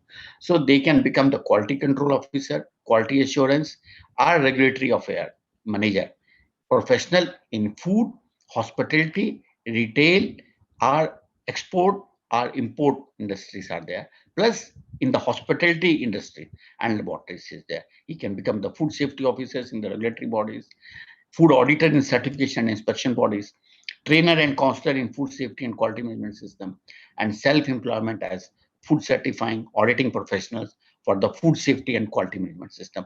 There are a lot of people are required in the training, in auditing, and you can become a good scope is there, like what our commissioner said mentioned, along with the job. This is a program. If you do it, you can become an independent trainer or counselor and get the money is there. So these are the job opportunities, like in food industry, hospitals, institution, food safety team leader or member could be there. Quality management cell is there in manufacturing unit, processing unit, or catering unit. Import and export business could be there. And the government promotional bodies like APIDA, or auditor in the certification inspection body, or self-employment as self-employment could be there. Particularly in the full-time in the microbiological, like milk, meat, and sea fish, this monitoring is required. And as self-employment as certifying professional is required into this area. These are the setup. Now, pedagogy is weightage too, because PG level program is there, theory 60% and 40% is there. And then counseling is through theory and practical, and the study center is there, and we provide the media support also is there.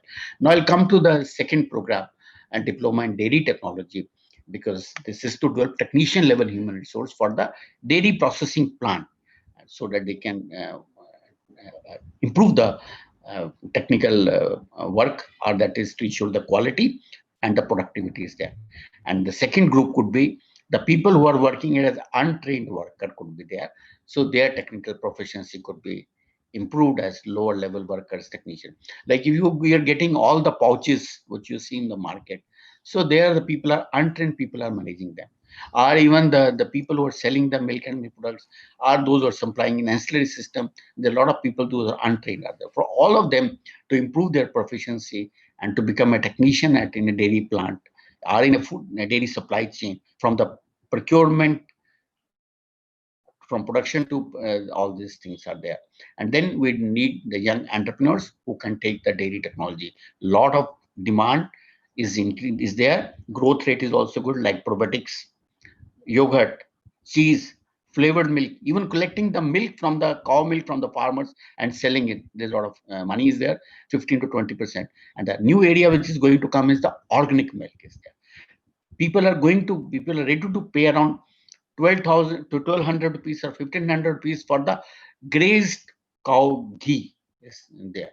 So these are the things are there. There's a lot of demand in the dairy products, provided you maintain the quality and certify what you are giving it to them is there.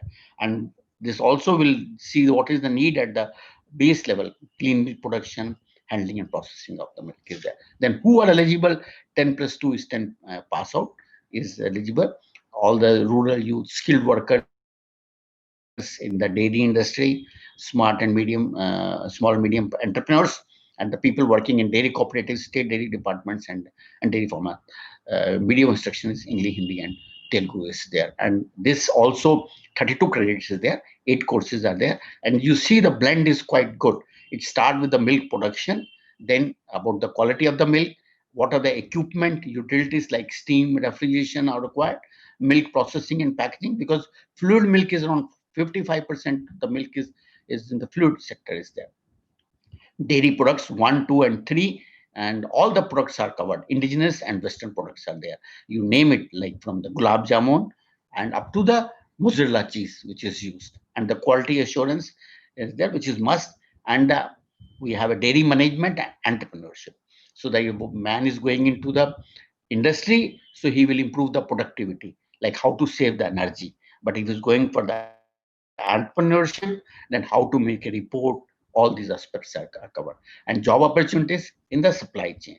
The first thing is you can become a secretary of dairy cooperative society, milk procurement supervisor, milk tester, dairy plant operator, technician supervisor, product technician, chilling center supervisor, quality control assistant, dairy assistant. So this program is mainly for the technician at the dairy level, starting from the production level to till it reaches to the consumer is there. Same time, he can become the self-entrepreneur as a milk contractor, transporter, dairy products manufacturer, owner of milk parlor, milk booth, ice cream parlor, wholesale distributor, retailer, and export of milk and milk products are there. So these are the job opportunities is there, and Maharashtra has a good potential we are running the program under Baramati, it is there, and but there is a need for the more centers taking into account the good growth of the dairy in the sector is there. And the last program, Diploma in Value Added Products from Fruits and Vegetables. Its objective is like same milk, here the food and vegetable processing. The food and vegetable processing is quite low, only 2% is there. So post-harvest management and primary processing. These are the two objectives, because the wastage, as you mentioned, around 25% wastage in the post-harvest management is there, and primary processing of the food products can be there. We know about the primary processing, like simple products, like pickles, jam, and all those things are there. And to develop young entrepreneurs who can do the food processing associated activities and bring the proficiency in procurement, processing, value addition, and marketing of food. And because the supply chain is it is important to maintain the quality in the supply chain, and also there are a lot of uncertainties are there. So these people, what is happening is we are ignoring the middle level or lower level of people, and that's why quality and improvement is not taking place. Same formula, 10 plus 2 people are eligible. This program has English and Hindi. Sorry, I forgot to mention that Diploma in Dairy Technology has in Telugu language also. And these also the 8 courses are there. And you can see the blend is good, like more focus on post-harvest management, then processing and engineering is there, microbiology, entrepreneurship and marketing, and quality testing. So all the factors are there. Now here also one can become procurement assistant, fruit and vegetable grader, post-harvest technician, and nowadays a lot of emphasis is there in pack house. The government of India, because of the mega food parks, pack houses are coming, so they can become the pack house technician, or they can also the ripening the unit where the cold storage ripening of the fruit and vegetables take place. Supervisor in food and vegetable processing industry can be there, where the juice is being manufactured or jam is manufactured. He can be there. He can also become the quality control assistant, packaging supervisor, cold storage supervisor, transport supervisor, retail marketing assistant, trainer, and seller. So you can see this has a lot of the job opportunities. All, but then keep in mind, it's only the technician or self-entrepreneur is there, medium and small level it is there. But if you have a higher aspiration, then go for the graduate level program, which good ICR system and this AICT approved colleges are there. And here weightage to theory and practical is 50-50 is there. And the study material, we have tried to make it very simple, as Commissioner sir mentioned, and there's a practical manual also is there. And but counseling is there. 75% attendance is must in counseling, so that you have the required facilities. Like if I give the example, if on one-day class we teach how to make the jam, and you are not there, so you'll not be able to learn the things. But we provide the support through teleconferencing, radio, and to the web-enabled support also will be provided. And total classes is there, like 25 theory sessions will be there, and practical will be 80 sessions. This doesn't mean only need 50 days for you. If you're working somewhere, you only have 50, on weekends you have to come and attend the practical, and that comes to around 40 to 50 days. And in a complete year span of 1 year, taking out 40 to 50 Saturday or Sundays is not tough time. Is there, and the delivery is through the mentioned ICR institutions are there, KVKs are there, approved laboratories are there, some of the good plants are also, if they are approved, they can be also there, right? So the counseling is about the theory counseling, practical counseling, and the project, and depending on online is there. Now the admissions are going on, so this is the link which you can see, IGNOU admissionssmart.edu.in, and there is a SCST fee concession is there for particularly PG Diploma in Food Safety, and fruit and vegetable is there. And the link for submitting the application is also I have given, and these are the links, sir. Individual level program, you can see the food safety, what are the details is given.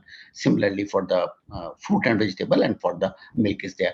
On the online also program, we are running the two programs, food laws and standard, and technology of fermented cheese and ice cream and byproducts.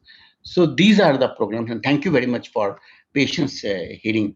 Dr. Shivasubhayam, thank you very much for giving me an opportunity. It is always a good learning experience to interact with the field level officers are there, right?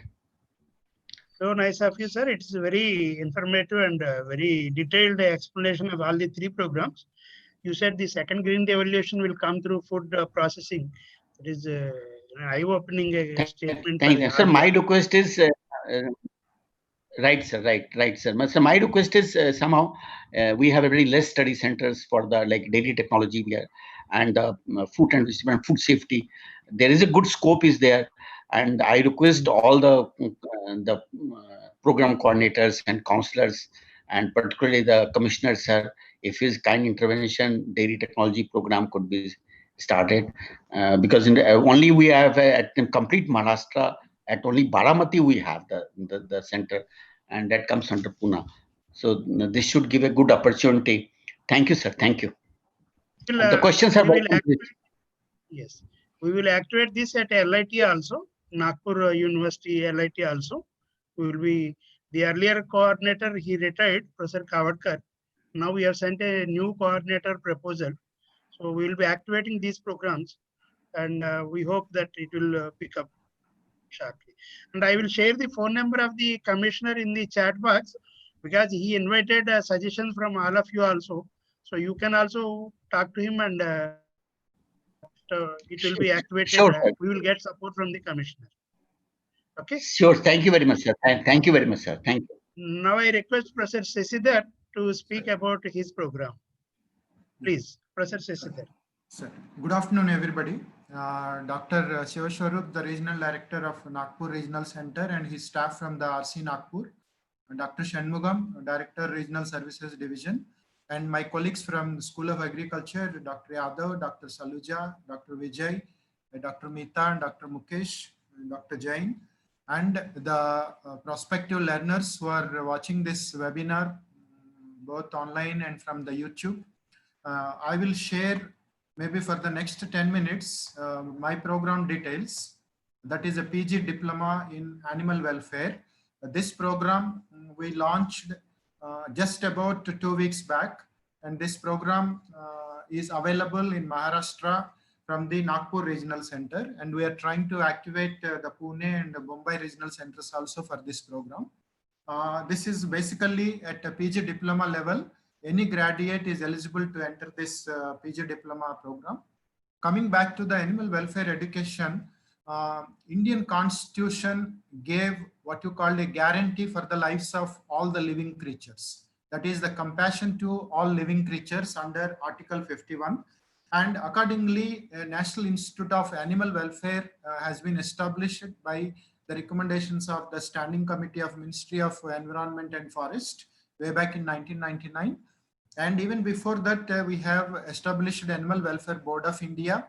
Then under Animal Welfare Board of India at national level, we have state animal welfare boards at state level, and under that district animal welfare boards functioning for the welfare of the animals. And then we have almost 2,500 plus organizations registered with Animal Welfare Board of India. So Animal Welfare Board of India is giving financial support to all these organizations to carry forward welfare related activities. But the issue is there exists a clear and categorized non-professionalism in dealing with animal welfare issues. One major reason could be because absence of academic programs to deal with this subject, even in regular colleges and universities also.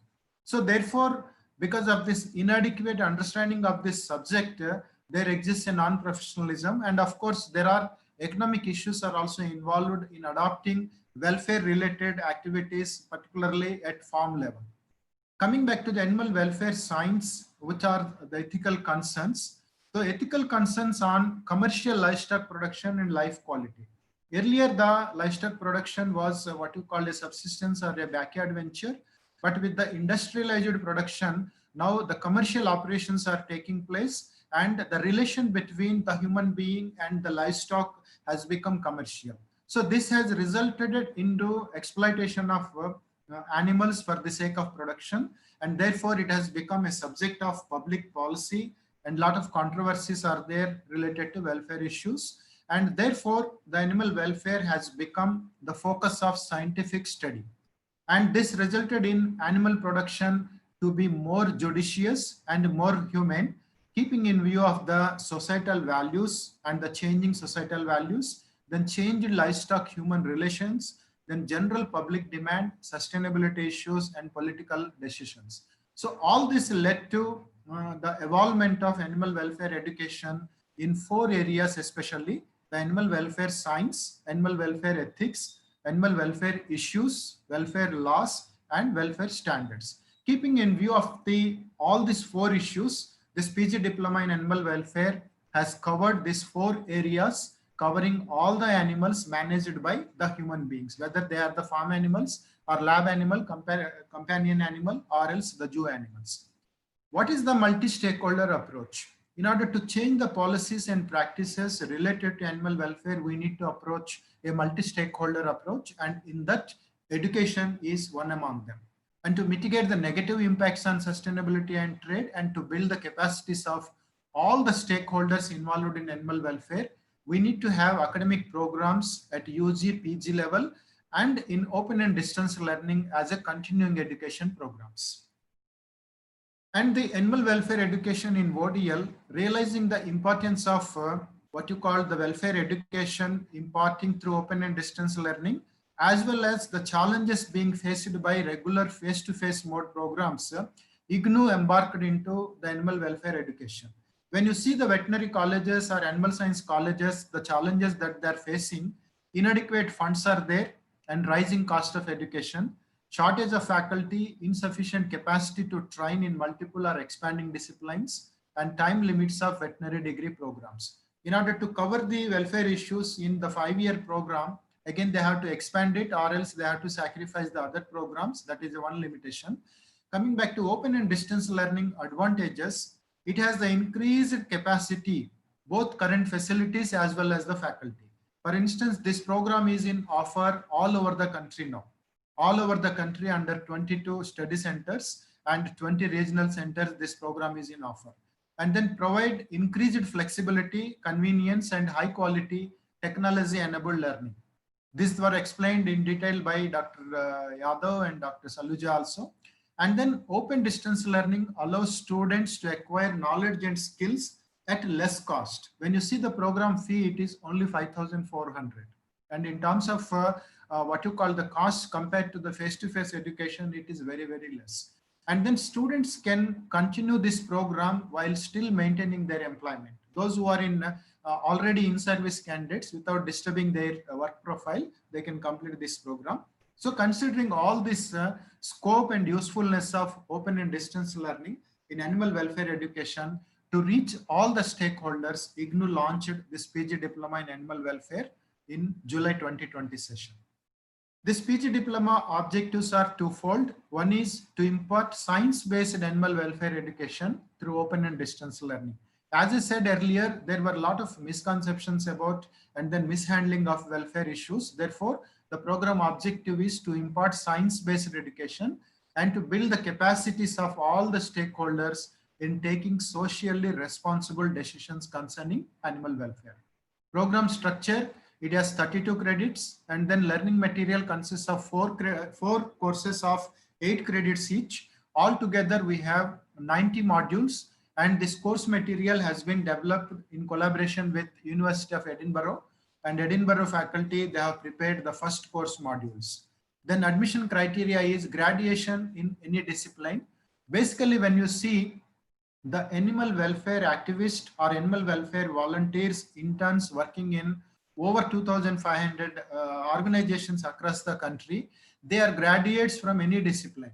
There are many people, those who are working in software companies, but part-timely they are doing a volunteer work with welfare organizations. So keeping in view of their background education, then we kept graduation in any discipline as the entry qualification.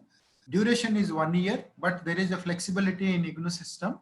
Your admission is valid for 3 years. If you are unable to complete the program in 1 year, then you have additional 2 years validity, then you can complete the program. Fee is 5,400 with a registration fee of 200 rupees. Then the PG diploma has 4 courses, majorly, as I said earlier, the welfare science, ethics, welfare issues, laws, policies and organizations, and welfare practices or the standards. Then economics and livelihood, they are covered under 4 courses. Coming back to who can take admission and the job opportunities. Those faculties, researchers, technical staff, and PG students working in any university across the country, agriculture, veterinary university, general universities, then research organizations of ICAR, CSIR, ICMR, or else the ministries, different ministries, NIHFW, or else any other ministry and science and technology ministries, those organizations and university staff, PG and PhD student, they can take up this admission. Then veterinarians in government departments. For instance, if you see the government department alone, we have 70,000 veterinarians across the country. And every year, about 2,500 veterinary graduates are coming out of these colleges, and about 1,500 to 2,000 veterinary PG and PhD students are registered across the veterinary colleges and ICR animal science institutes. So all of them are the prospective learners for this program. And then veterinarians working in remote veterinary corps. Already 10 to 12 remote veterinary corps officers, they took admission already in this. We wrote this to the DZ RVC, remote veterinary corps, and he is also circulating this. And ITBF, Indo-Tibetan Border Force, they have 100+ veterinarians. Yesterday, 3 people from ITBF, they took admission, those veterinarians working as assistant commandants. And police departments and paramilitary forces also, they are using especially the horns for the what you call the forensic departments, and then safety and security. And besides that, they have performing animals, they have working animals in the form of equids, then like equine species that includes horses, mules and donkeys. So they are the prospective stakeholders.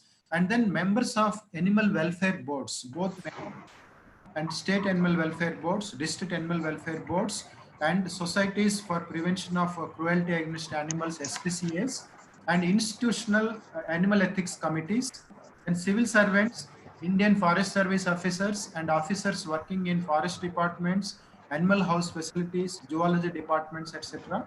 Then employees and volunteers working in animal welfare organizations, NGOs and goshalas, and animal lovers and pet owners. There are thousands and lakhs of animal lovers and pet owners. Any graduate with a pet in their house, they can take admission. And then pet animal welfare, companion animal welfare issues are discussed in this program.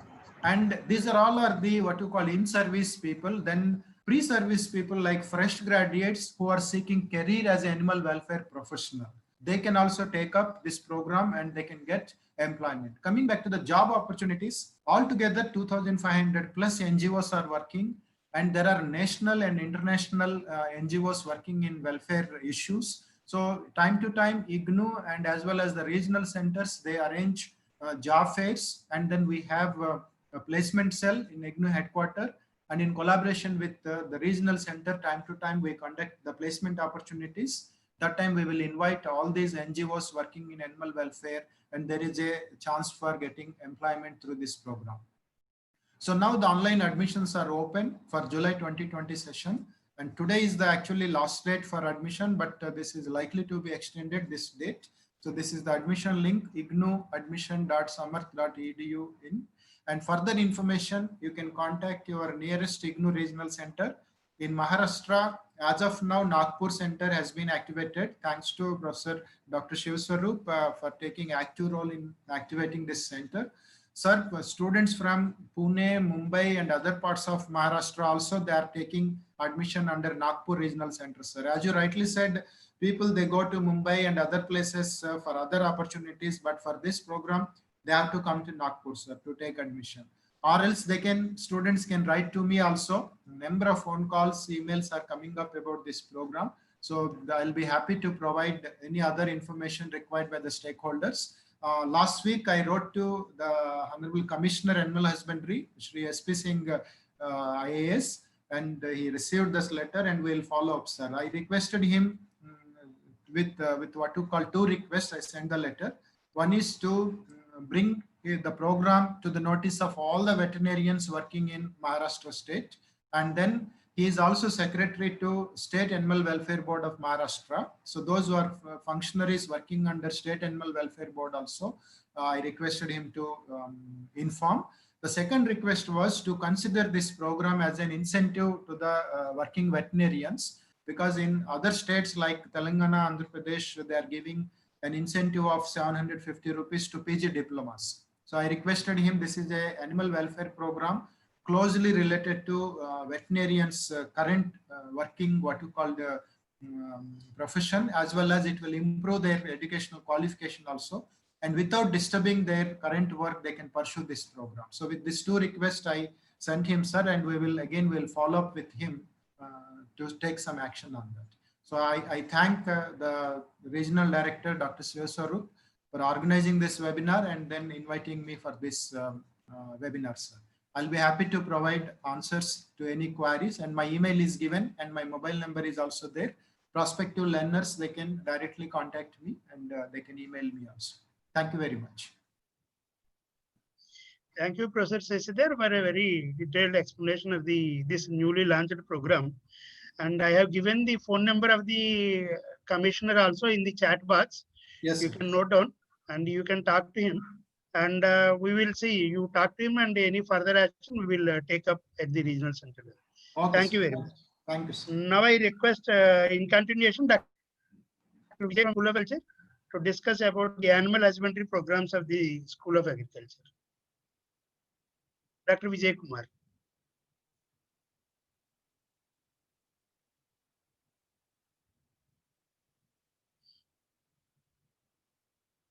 So Seshadhar, you may stop the sharing of the screen. Yes, sir, I'm doing it, sir.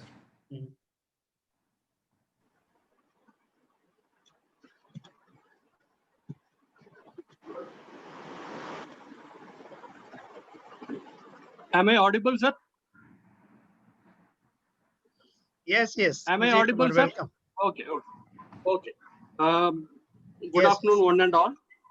At the outset, I would like to thank the organizers, the Director RSD and Regional Director Nagpur for this initiative.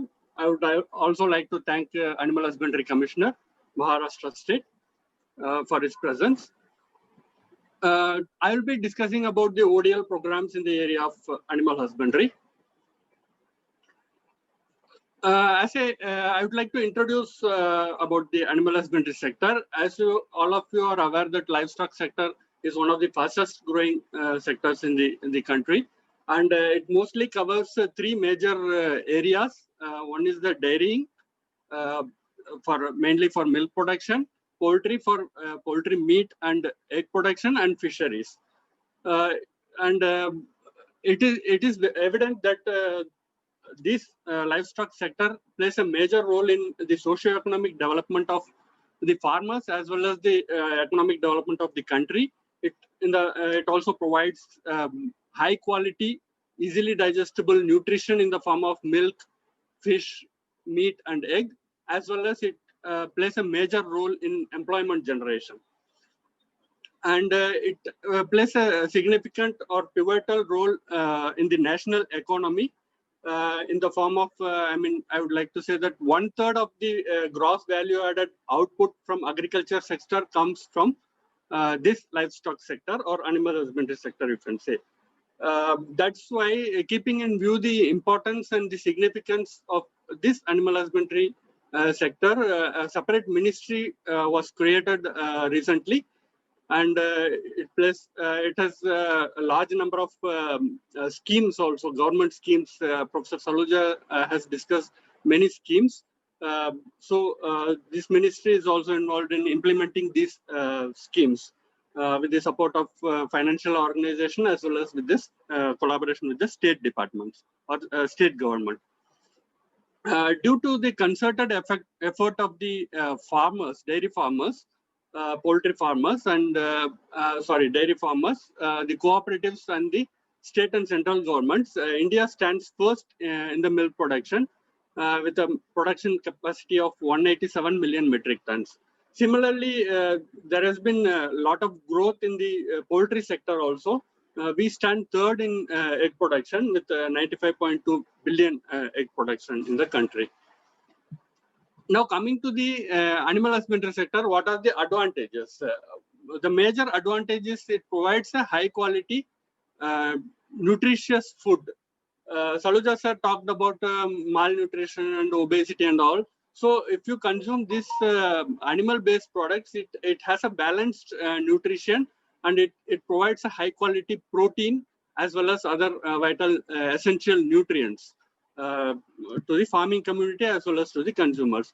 It also has a tremendous scope in employment generation, especially during this period of climate change, where the climate is varying even within the day also.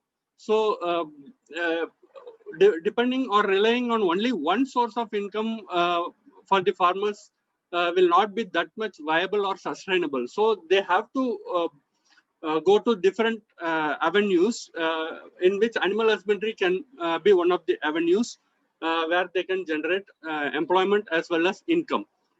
And animals are also considered as a bank on hope due to various reasons. One of the major reasons is a ready source of income or money. Whenever there is a requirement of money, they can just sell the produce, or they can even sell these animals and get a ready cash in terms of dire needs. So if you take this animal husbandry, earlier it was mostly considered as a supplementary occupation. Now, if even people are taking up it as a major occupation or a primary occupation or enterprise, and they can act as both as supplementary as well as complementary to agriculture production. If you see the market demand also, the demand for these animal produce, particularly the milk, poultry and the fish, they are always on the rise. So production wise also we have to cope up with the demand. So such kind of enterprise, animal based enterprise will be of very much useful to the farming community.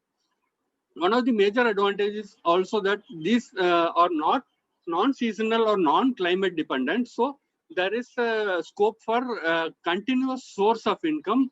However, following this package of practices or scientific management will only ensure this continuous source of income. And it is also very much suitable for integrated farming system. You might have been aware of many of the integrated farming system wherein the ducks or poultry or piggery are integrated into other farming systems, and they are the waste or the byproduct of one can be of use to the other and vice versa. So it's basically creating an integrated sustainable environment where we can have a good source of nutrition as well as a continuous source of income. And if you see, one of the major advantages in animal husbandry sector is it's a complete utilization of all the produce, including the byproducts. For example, the waste of, you cannot say it as waste, the dung or urine of the farm animal or the dairy animal can be converted into compost or farmyard manure, and it can be used as a source of nutrients to agriculture. So in the same way, the other produce also, poultry waste can be a source for the other, fish farming, or piggery waste can be a source of fish farming, feed for the fishes also. Now, why there is a need for ODL education in animal husbandry education? See, if you see the conventional education system, mostly they are more concentrated on the graduate and postgraduate level. And at the farmer level or the grassroots level or the skill development of the skilled manpower at various level, there are very limited initiatives. There might be many polytechnics in some of the states which offer some kind of certificate diploma programs. However, they are limited to the particular region only. There are no pan-India presence of such certificate or diploma level skill-based or vocational programs in the country. So ODL can be play a pivotal role in reaching the unreached. So there is a large scope or of human resource requirement or development in this country, particularly at the grassroots level and also at the skilled worker or technician level. So ODL can be one of the things which can be adopted for creating awareness as well as developing the skills or sensitizing the farmers or the workers. So one of the major advantage of ODL, it can reach the unreached, particularly our target group, especially in the animal husbandry sector, are the marginalized or disadvantaged sections of the society where they don't have avenues or opportunities for education, getting education. So ODL can provide such education during their leisure time. So one of the major advantages of ODL system is the knowledge upgradation as well as developing the skills and competencies to the target group, who are mostly the farmers or skilled or unskilled workers or the technicians or the supervisors in a farm or such kind of people. So only with scientific management, we can improve the productivity and reduce the loss. So ODL can give such scientific knowledge on this scientific management as well as the package of practices so that they can improve their productivity. Now coming to the programs in the area, I'll focus more on the ODL programs in animal husbandry sector offered by School of Agriculture. There are two programs which are on offer through the ODL mode. Those are the awareness program on dairy farming, basically for the farming community, and also a certificate program in poultry farming. We are also in the process of developing a diploma in animal husbandry program. It's under development and it will be on offer soon. We also offer an online MOOC course in the title of Introduction to Poultry Farming. So I'll be taking up one by one. The first one is the awareness program on dairy farming. As you are aware that dairy farming is gaining more and more popular, and our government of India is also focusing on the dairy development. Saluja sir has given a lot of overview on the dairy sector, and a large number of schemes. For example, National Dairy Scheme is there. We also have National Livestock Mission is there. So large number of schemes are also available from the government end. So this program was mainly developed with the support of Ministry of Rural Development, just to sensitize or create awareness among the farmers about the scientific management of dairy farming. It's a non-credit program, so there is no actual credit is there. This is only a kind of a awareness or sensitization program. And here the participants, whoever registers, they go to the study center, they have their counseling, their theory and practical. And once they have this counseling and they fulfill the requirements of 75% attendance, they will be issued a participation certificate from the School of Agriculture. And the study materials are available in Hindi and Telugu languages at present. The objective of this program is mainly to impart knowledge and technical skills or proficiency in various aspects of dairy farming, particularly with reference to the management, day-to-day management, routine management, animal health care, the diseases and its prevention, the fodder production, feeding, and clean milk production, as well as development of the human resource for the dairy farming sector, as well as to encourage entrepreneurship among the youth for self-employment. Now, who are the target group? The target groups are mostly the farming community, those who are already into the dairy farming business, or those who want to become dairy farmers, dairy farm women as well, the agricultural laborers, rural youth, and the members of dairy cooperative societies, milk federation union. I have been getting many requests, and most of the people are slowly moving from the job to an entrepreneur. So if you see now, the scenario is being changing in the recent past.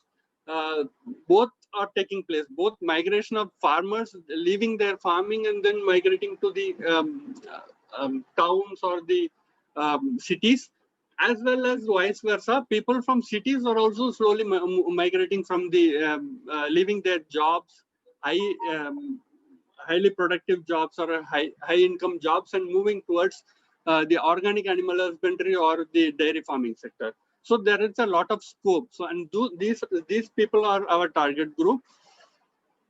And about the program, if you see, there are the self-learning material in the form of small modules. These modules are in the form of booklets of maybe 15, 20, 25 pages. And most of these materials are written in a mild or easily understandable language with most pictorial representation. And we also developed 6 video programs in different areas like veterinary hospital, animal, artificial insemination, the dairy farms. So various topics, materials are available, and these materials are also available free in the open source resource, that is the eGyan course. Repository is there. It is available there also, and as well as in the YouTube also. We have a YouTube channel for different schools, and these video programs are available in those channels also. The counseling is through both theory and practical counseling. Normally, one counseling is being done for each module. So one introductory day counseling and the final day counseling, plus these 14 days of counseling for each module. And normally the counseling is done during Saturdays and Sundays for 2 months period. So that's why this program duration has been kept 2 months, keeping in view this. The topics of the modules covered are: one is the introduction, where we focus more on the scope and importance of dairy farming, and we also of course focus on integrated farming system. The second module is on animal breeding, where the different breeds of dairy animals have been discussed, their characteristics, their yield, and those kind of things, as well as the different breeding systems are also discussed: inbreeding, outbreeding, artificial insemination. These things are discussed in detail with pictorial depiction, as well as the third module is on the animal reproduction, that is how to detect heat, what are the signs of heat, and the artificial insemination techniques, the pregnancy diagnosis, how it is been done. Those kind of things are there. Breeding calendar, those kind of things are all discussed in this module. And the fourth module is on calf rearing, how to rear calf, what are the feeding conditions, what are the housing we have to provide, the management, how to protect the calf from the extreme cold or hot conditions, the different management also, health management, dehorning, these kind of things are discussed. Animal nutrition mainly focuses on the feeds and fodder production, their processing, as well as conservation techniques like hay, silage, those kind of things. The sixth module covers the milk production, the different types of milking methods which can be employed, including the milking machines. After producing the milks and removing the milk from the udder, the cooling techniques, the clean milk production, how to test for mastitis, whether the animal is having the mastitis or not, the udder infection. So these things are dealt in detail. We also have a module on milk testing, handling, and storage, which also deals with some of the basic indigenous and products, milk products. The eighth module is mainly covers the animal housing and shelter, where we discuss about the standards, how much space we should give to each animal, feeding space, the standing space, the manger space. These kind of things are discussed in detail. It also have a module on health management, module on animal disease, the different types of disease, how to prevent it and control it. We also give emphasis on utilization of farm waste, because the dung and urine which we get from the farm, and even the waste feed and water, they can be converted into compost and farmyard manure, and it can be utilized for as a nutrient for the agriculture sector. So utilization of farm waste is also dealt. Different farm equipments like milking machine, shaft cutter, they are dealt in detail. And we also focused on the economics, the cost of production, how to market the produce, and the financial agencies which are involved in the funding or the marketing. So these things are discussed in detail. We also have a focus on the role of different agencies in dairy development, like the government agencies are there, the non-governmental agencies, ICR institutions, state agriculture universities, the training institutes, KVKs. So these things we have dealt in detail. Now, coming to the second program, that is certificate in poultry farming. Normally, we have a opinion that poultry refers to only chicken. That's partially right. Normally, poultry refers to all the domesticated bird species which are reared for commercial purposes or even for entertainment or game purposes also. So it includes chicken, which is the major species. It also has the species like the ducks, the guinea fowls, quails, turkeys, emus, ostriches, and many more species are there. So this certificate program is a holistic program where we discuss the management of all these kind of species, though our major focus is more on the chicken, particularly the broilers and the layers. But we also have emphasis on the management of other poultry species also. So it's a 16 credit ODL program, wherein the duration of the program minimum is 6 months. And we are offering this program in English, Hindi, Mizo, and Telugu language at present.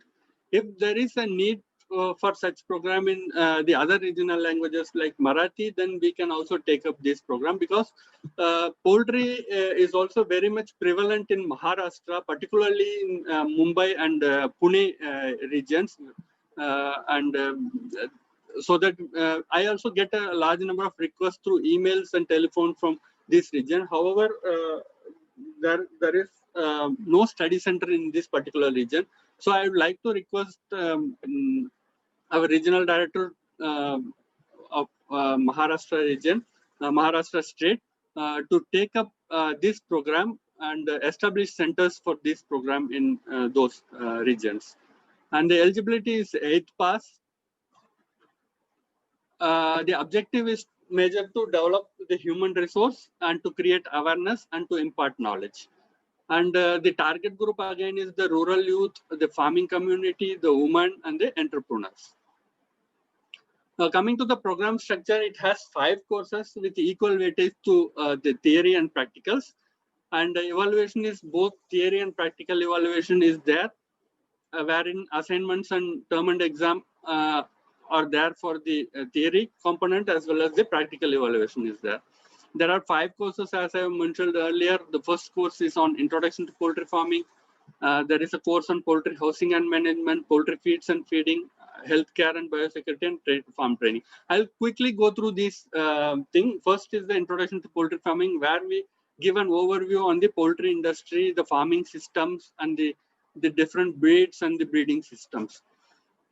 That first course is only the theory-based course, and the second course is an integrated course which mainly focuses on housing and management, and it has 4 blocks covering the housing and equipment component. The second is the management of the broilers, layers, as well as hatchery, the routine management and diseases and their control. The third block covers the management of backyard and other poultry species like duck, geese, emu, guinea fowl, turkey, and quails.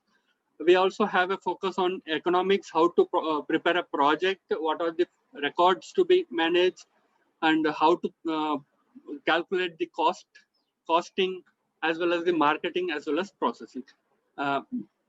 We have a practical manual with 10 practicals or experiments in this, where the student will go to the study center and either it will be in the form of an experiment or in the form of a demonstration. The third course focuses mainly on poultry feeds and feeding, where we have given emphasis on different types of feeds available, the ingredients, as well as the processing, as well as the methods of feeding. This is also an integrated course where practical is there, 10 practicals. The fourth and the fifth course are mainly focusing on the practical component. Fourth course is on poultry healthcare and biosecurity measures, how to keep the farm clean and protect the birds from exposure to external source of infection. We also give the control measures like the vaccination and the deworming. The last course is mainly focusing on the training component, where 10 days the student will go to the farm or the study center and have a hands-on experience on the different activities in the undertaking in the farm, as well as the biosecurity measures. Now, the job opportunities either in the form of a skilled labor in poultry farms or hatcheries, or they can set up their own poultry farm as well. Now, there is a MOOCs course. This is offered both through January and July session. The other two programs, awareness program as well as the certificate in poultry farming, are also offered twice in a year, January session as well as July session. Same way, MOOCs course on introduction to poultry farming is also offered January and July session. This is a MHRD SWAYAM initiative, where the first course of the certificate in poultry farming has been converted into a MOOCs course. It's of 10 weeks duration and 2 credits. It is through online delivery. It has 4 quadrant approach, where there are 20 video lessons, there are reading materials as well. Discussion forum is there, weekly discussion forum is also there, as well as weekly quiz. And to get a certificate for this MOOCs course, regular going through the study material week-wise is also required. Attempting the weekly quiz is also important, as well as we have an end-term exam where the student will give the exam online. And we are conducting this exam with the collaboration of National Testing Agency, NTA, after the completion of the course. We also are in the process of developing a diploma in animal husbandry program, and it is under development and being coordinated by Dr. Meeta Sinha Mahapatra, my colleague. And it is a 1-year diploma program with 32 credits. It has 9 courses covering the various aspects of animal husbandry, and it's most suitable for particularly to the farming community, the rural youth, and those who are involved in veterinary profession, as including the paravets and the livestock assistants, skilled, unskilled and semi-skilled workers working in livestock farm, as well as the extension functionaries. The courses list are given here. The different components of the animal husbandry, like the livestock products, production management, animal reproduction, disease control, extension also, and we also have a hands-on or practical components covering these things are dealt in detail. So with this, I'd like to thank the organizers as well as the viewers for listening to this session. Thank you, sir. Thank you, Dr. Vijay Kumar, for a very lively account of all the 3 programs you are offering: the awareness program on dairy farming, certificate in poultry farming MOOCs course. Now I invited Dr. Meeta Sinha Mahapatra to speak about the meat processing courses. And I request that you may have a time constraint of around 10 minutes. Okay, please follow. Thank you. Okay. Thank you, sir. Am I audible? Yes, yes. Please carry on. Okay. Thank you, sir. Namaskar and good afternoon to everyone, all the respected experts who are participating and all the viewers who are watching this program through YouTube channel. So I sincerely thank Dr. P. Shabasharup sir for giving me this opportunity to talk about one of our diploma program, Diploma in Meat Technology, which is offered by School of Agriculture, IGNOU. So first, I'd like to mention about the present status of the meat industry in our country. I believe that the understanding of the demand and supply relationships in the meat industry in terms of meat production and also in terms of the requirement of the human resources for the meat industry will help us to understand the need of this diploma program and also the job opportunities for the successful pass outs of the diploma holders, the diploma meat technology program. So first of all, I'd like to mention that the present status of the meat industry in our country. My colleague, my senior colleague, Professor Yadav has already mentioned about the Green Revolution. Professor Saluja has also mentioned about the second Green Revolution. So in the last century, India witnessed two major revolution in the area of agriculture and food science. Those are the Green Revolution and the White Revolution. The third one, which we are going to have, which the country is planning to have, is the Pink Revolution. So Pink Revolution is in the field of the meat productions. So what do we have for that? Are we ready for the Pink Revolution? Yes, we are having the largest animal population, livestock population, the large livestock, large animals, small animals, and the poultry. So we are have the largest animal population in the world. So we have the raw materials for meat productions. And presently, India is producing around 6.8 million metric tons of meat annually, though it is only the 2% of the whole world meat productions. And if we see the processing level, it is very less. It's only 2% of the total meat production in our country is getting converted into value-added meat products. That is, the value-added meat products are like this kofta, korma, kebab, biryani, then tandoori, then ham, bacon, sausage. All these are important meat products, value-added meat products. So the processing level is very low, only at 2% level. The meat industry is not only feeding the domestic consumers, it is also exporting to many countries. And India is getting the foreign revenue from the export of meat products quite a huge amount every year. So there is a demand for meat in the domestic market, national market, and also in the international market. And due to the change in our lifestyle, in our food habits, in the work culture, and we are also, means the people, the non-vegetarian population is looking for the convenience food products, including the meat products.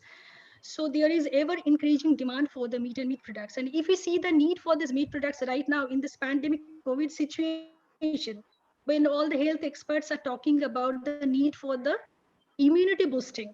So for need for the consumption of the proteins rich, vitamins, animal minerals rich food products. So we know that all the animal products like milk or egg or meat, all these are rich in protein, vitamins, and minerals. So for the non-vegetarian population, meat can be a great help for immunity development. So for boosting the immunity during this pandemic situation. So we can see that there is great scope for the meat industry. There is good demand for the meat and meat products, but still India meat industry has not taken its due share, though we are having the largest potential, but still it's not taken its due share because of some limitations. Because in India, mostly the meat processing, meat production is in the unorganized sector. There are some socio-political issues, there are some religious taboos, and there are lack of infrastructures, lack of trained human resources.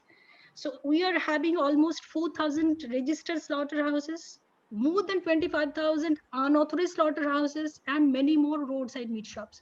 So what we need to have, to implement the regulations. Good news is that Food Safety and Standards Authority of India has mandated the licensing and registration of all the meat business, whether it's small or the big one, whether it is a roadside meat shop or it's an exporter.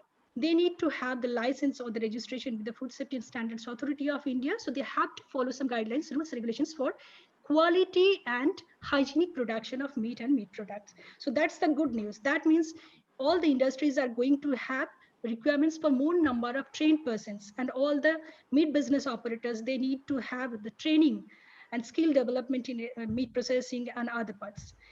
So if we see the current scenario, in meat industry, only the 50 to 20% of the people, those are trained, those are having food technology degrees or veterinary doctors or meat technologists, they are in the managerial level.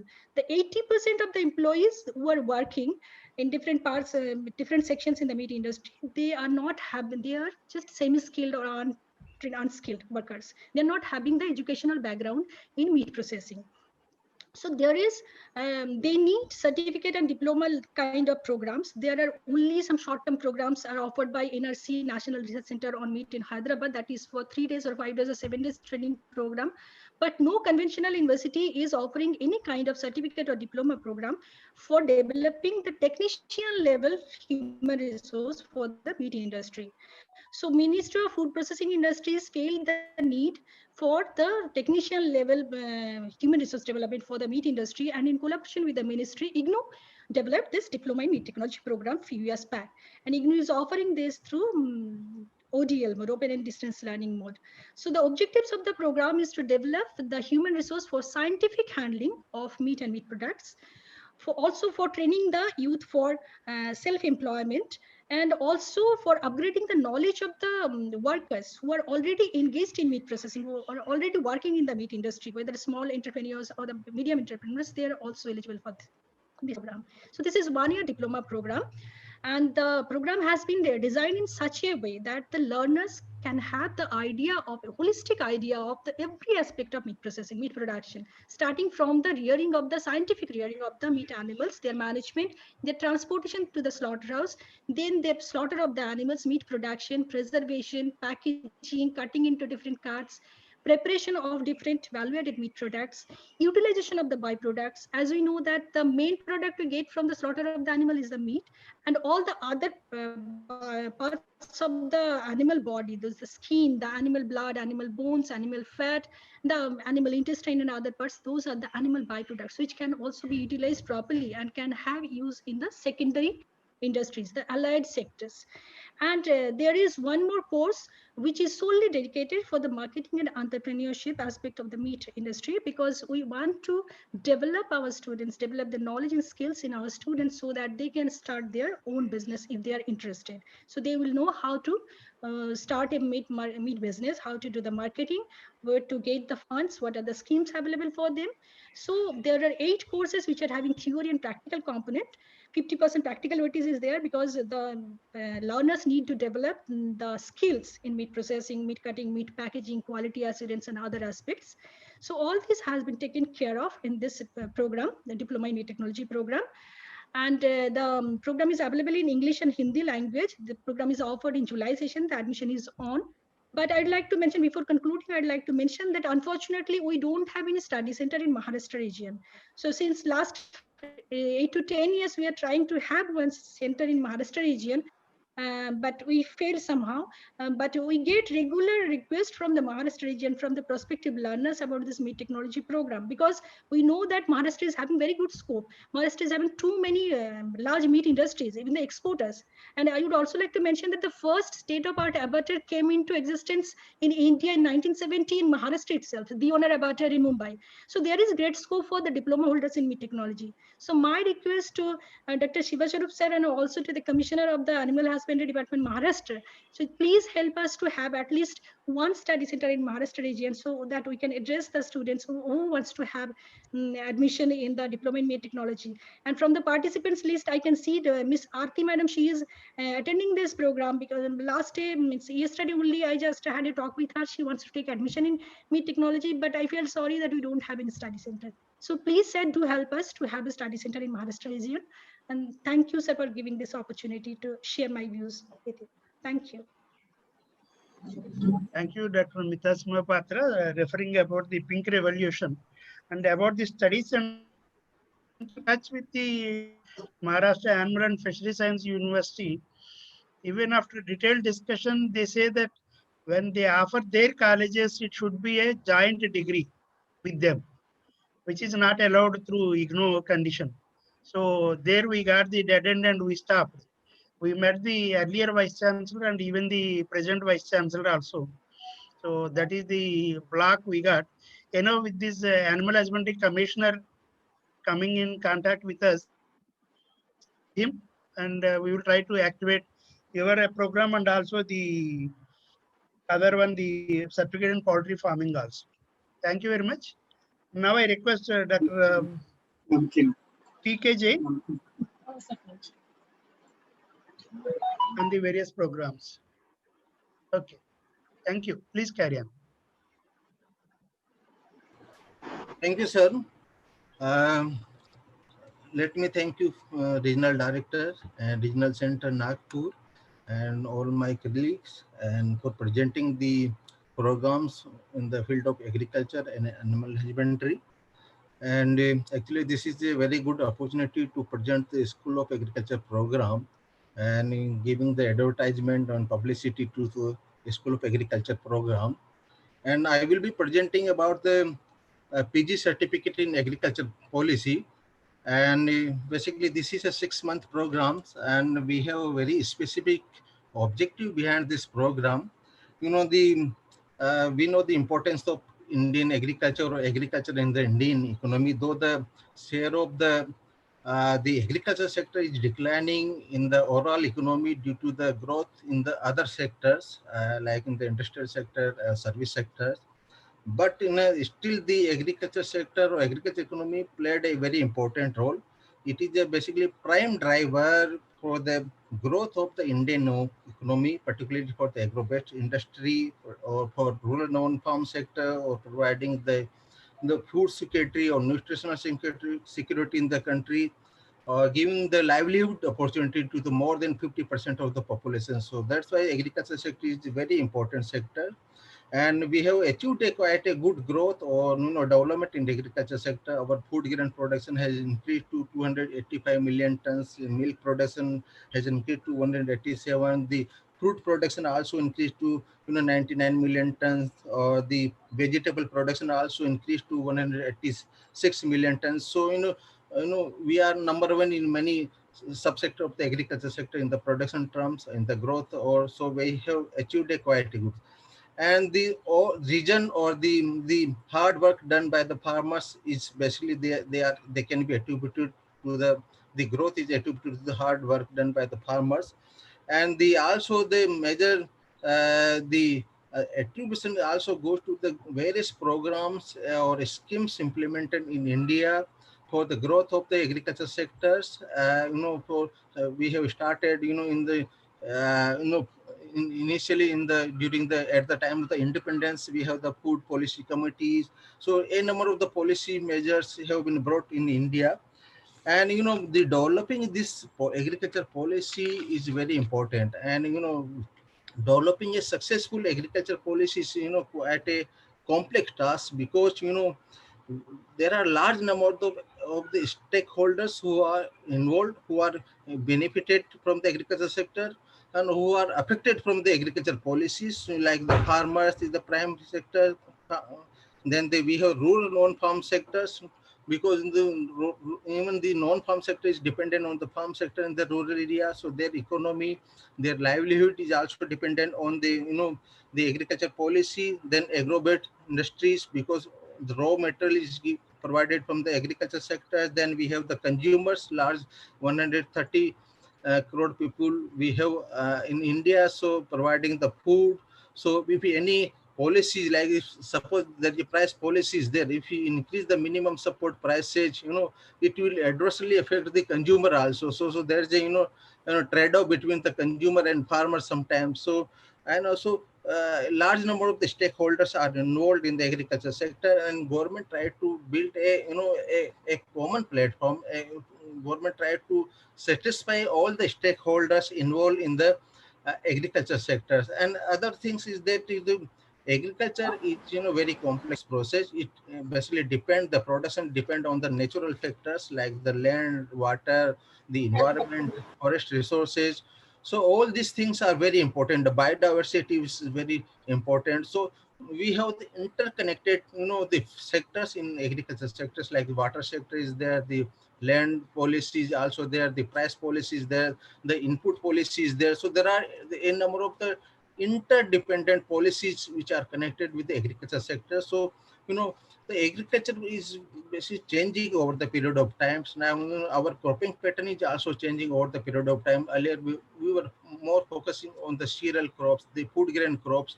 Now we are moving towards the cash crops, like government is focusing now on the pulses crop. The government is running the mission on the pulses. Now there is a new mission is coming on the oil seeds. So there is a lot of focus on the oil palm, or the mustard, or the groundnut. So these are the new crop. So timely time, our farmers are also changing their cropping patterns. They are more focusing on the income now, not only the self-sustainability, but they are focusing on the income. So cropping pattern is changing. And now the linkage between the agriculture and industry is also changing over the period of time. The farmers also see from where they will get a good income. They grow only those crops, and industry also see the availability of the material, quality of the material. So the linkage is also changing over the period of time. And now the focus is also on the trade, not only the production. They also, the agriculture sector is also focused on trade. They also see the global trade, international trade, what is the, and the focus is also shifting towards the product quality. The not only the production, the quality is also very important, for the human health and the environmental health. So like we have the organic farming programs, so good in agriculture practices is also very important. So that's a product acceptability must be there in the domestic market as well as in the international market. And the role of woman is also changing in the agriculture sector. Earlier the role of woman was basically as a laborer. Now, the women's, particularly in the dairy sector or animal sector or these subsidiary sector of the agriculture, they are playing the managerial role slowly. So, so focus is changing. New stakeholders are coming in the agriculture sector. And now we are focusing on the sustainability aspect also. Some of the area we have observed the soil fertility is declining due to excessive use of the water or soil. So, sustainability issue is also coming in the agriculture sector.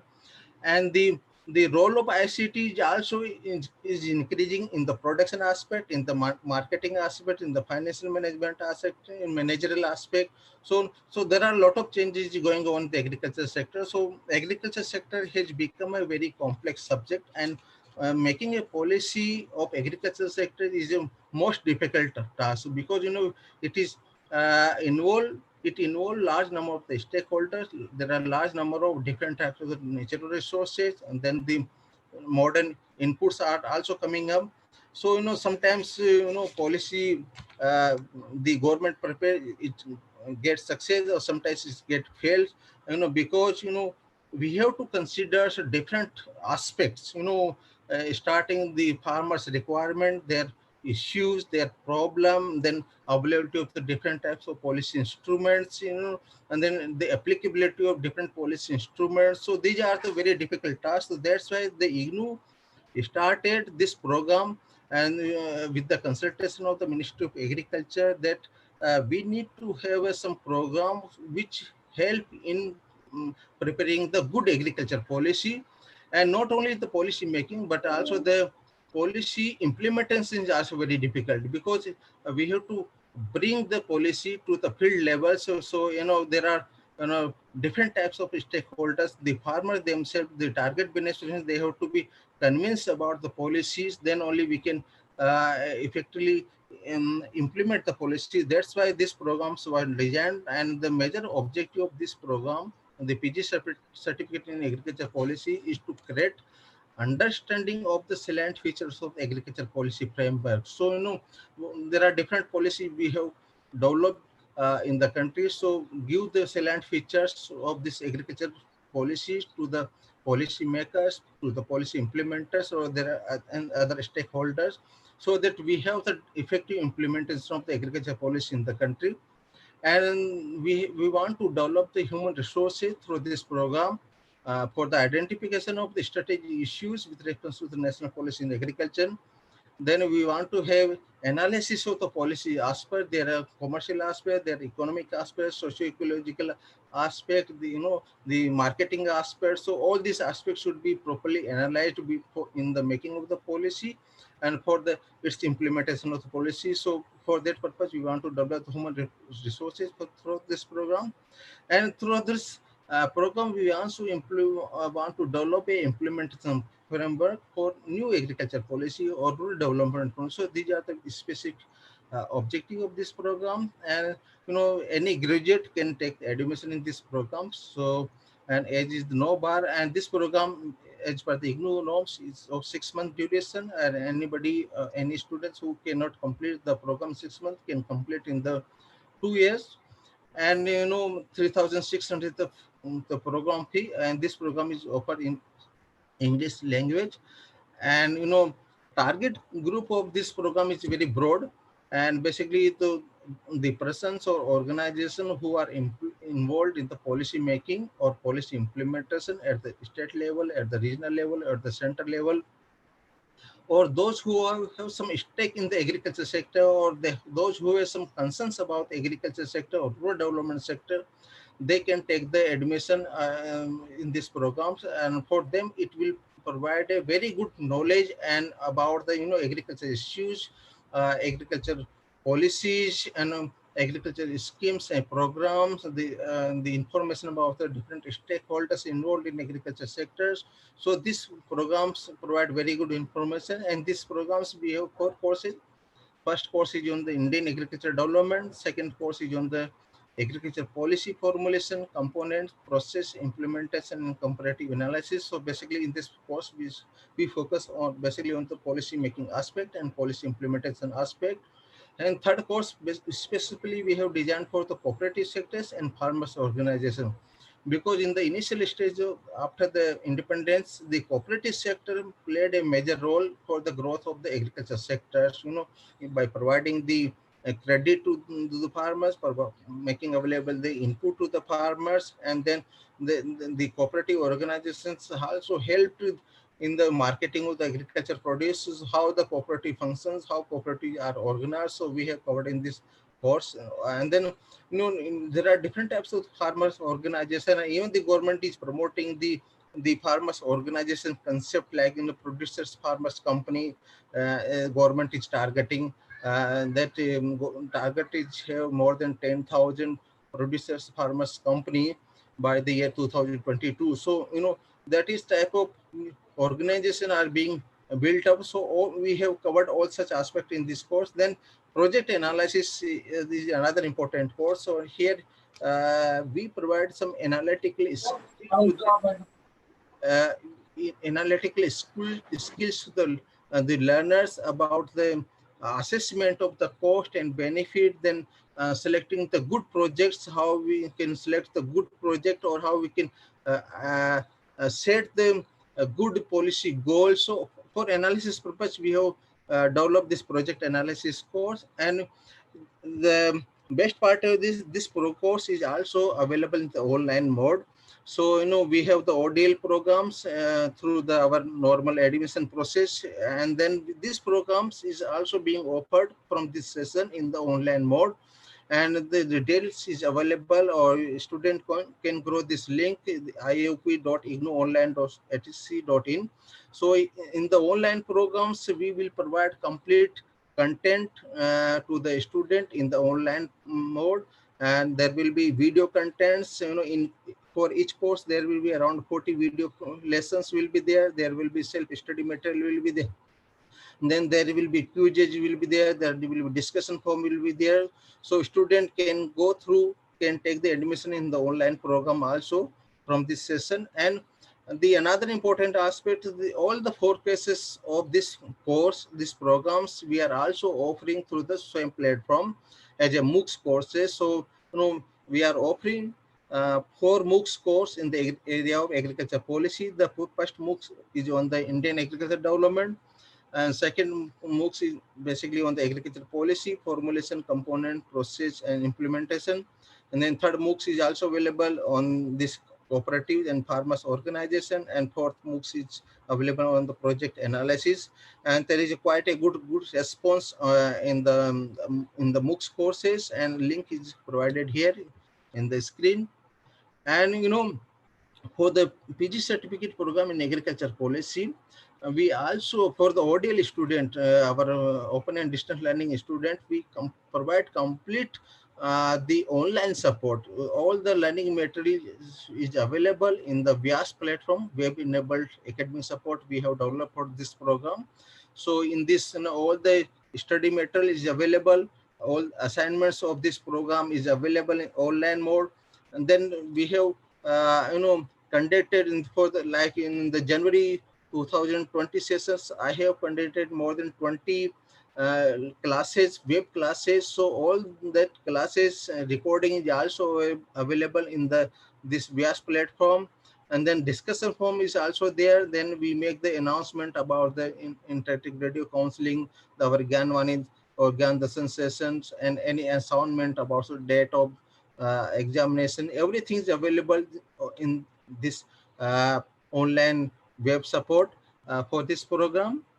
And the important contents in this program we have we have covered is the overview of the Indian agriculture, and basically we have covered the how agriculture evolved over the period of time. So we have started our discussion from the prehistorical uh, time, prehistoric agriculture, then before independence, what was the condition of Indian agriculture, and then after independence, how we have achieved the growth in agriculture sector, what are the major development, technological development, the policy changes, the infrastructure development we have covered. And then resources in agriculture we have discussed in detail, like land resources. A lot of problems is there in land resources. We have limited land resources. So starting land reforms, then these land reforms we have covered, land tenancy reforms we have covered, then water resources we have covered, then the biodiversity resources, which are very important for the improvement in the agriculture sector, we have covered in this course.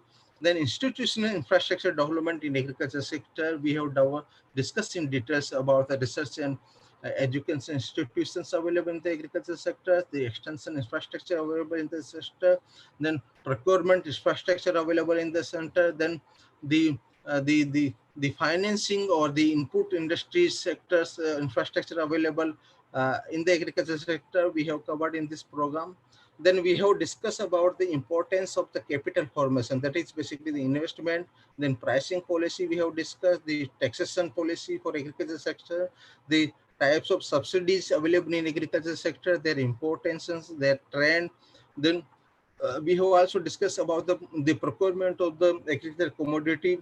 So like government is every year procure around 22 agriculture commodity on the minimum support prices. The process of fixing the minimum support prices, the system of procurement of this food grains and other agriculture commodity we have discussed in detail. Then research and development in agriculture sectors, different research institutions, and then there different types of research development in agriculture sector. And then extension systems available in the agriculture sector we have discussed in this program.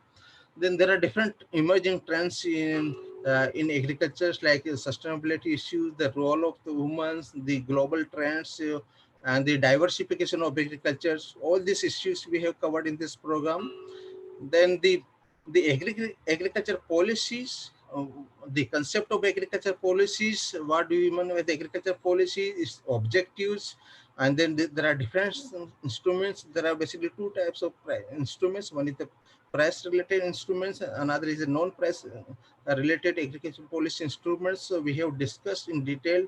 And then how the combination of these instruments, the use of the combination of these instruments is useful for policy, for policy making, agriculture policy making, we have discussed. Then we have uh, very elaborately discussed the process of policy formulations. So starting from identifying some policy agenda to the policy implementation, policy evaluations, we have discussed in detail. And then there are different approaches to policy implementation. And then the importance of the participatory approach, the people's participation in policy making and policy implementation, we have discussed in details. And there are certain reasons behind the policy failures, and the role of governance in achieving the good results from the policy we have discussed in this program. Then we have reviewed the different agriculture policies starting from the independence time. We have implemented different agriculture policies. We have reviewed their shortcomings, their good points. We have covered in this program. Then we have also discussed about the linkage between the farm center and non-farm Dr. sector. Zain, Dr. Yes. Zain, Can you conclude it? Because Yeah, we are sure. engaged. Okay. Please, huh? Yeah, so basically in these programs, all the important aspects related to agriculture and the people's participation, self-help group, the non-government organization, their roles, and then the project concept for policy implementation and policy formulation. And there are different financial economic aspect in the agriculture policy formulations, and then how to measure the worth of the agriculture policy or a project. All such important points we have covered in this program. So this program is basically useful to those this programs who want to work basically in the agriculture sector, maybe in the public sector or in the private sector, or maybe at the non-government organization levels. So they can take in this admission in these programs, and they will be definitely beneficiary if they want to have some information about the agriculture sector. They want to have an overview of the agriculture sector. There are many people who are working in other sectors, in the industrial sectors. They want to have some information about the agriculture. So what is the agriculture? So for them, this program very useful for them. With this, I want to thank you, Regional Centers, Nagpur, and Regional Director Nagpur for giving this opportunity. Thank you very much, sir. Thank you, Dr. Jain, and congratulations to School of Agricultural and Dr. Jain also for offering this program in all possible modes, both ODL, online, Swayam, and also the web-enabled academic support. Also good to know that. Now I request Dr. Mukesh Kumar to speak about the other programs of the School of Agriculture. Thank you, sir.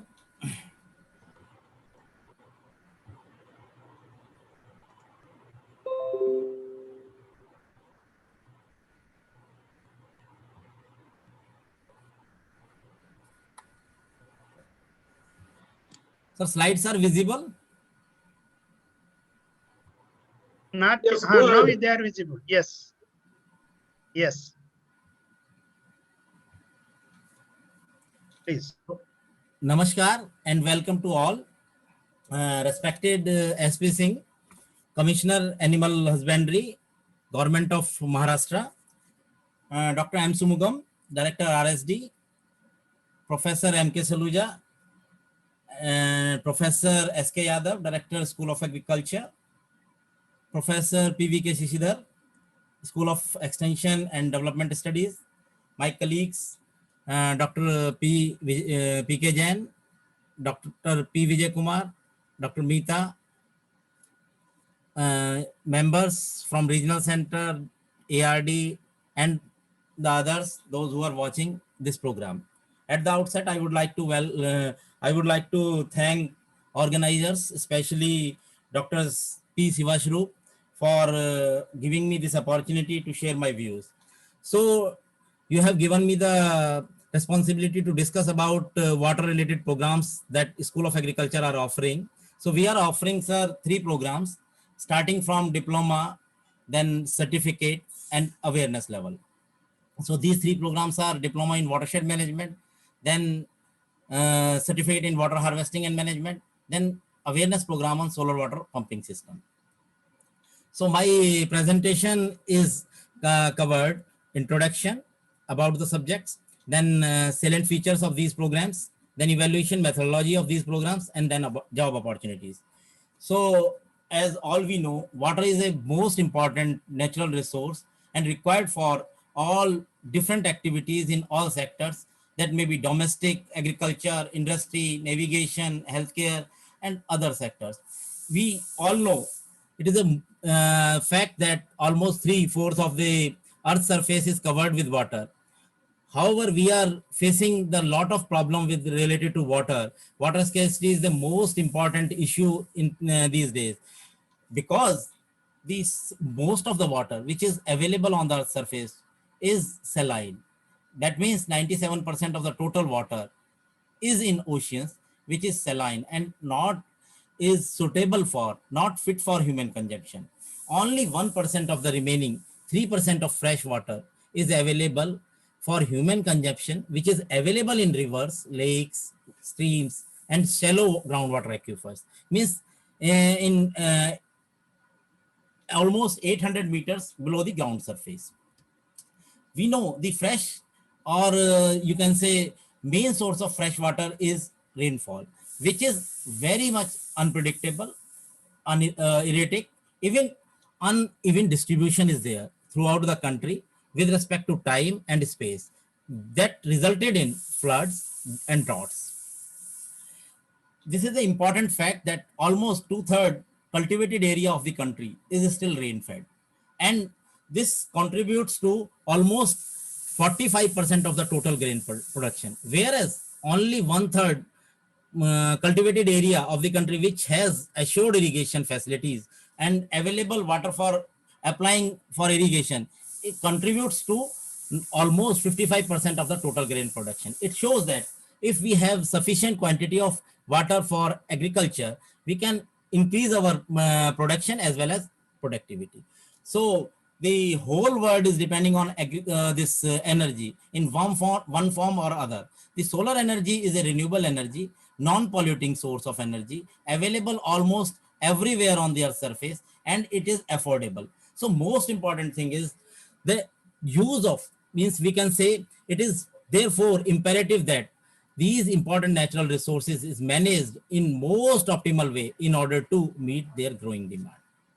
So keeping all these things in mind, Indira Gandhi National Open University School of Agriculture has developed and offer 3 programs related to water. One is Diploma in Watershed Management, then Certificate in Water Harvesting and Management, then Awareness Program on Solar Water Pumping System.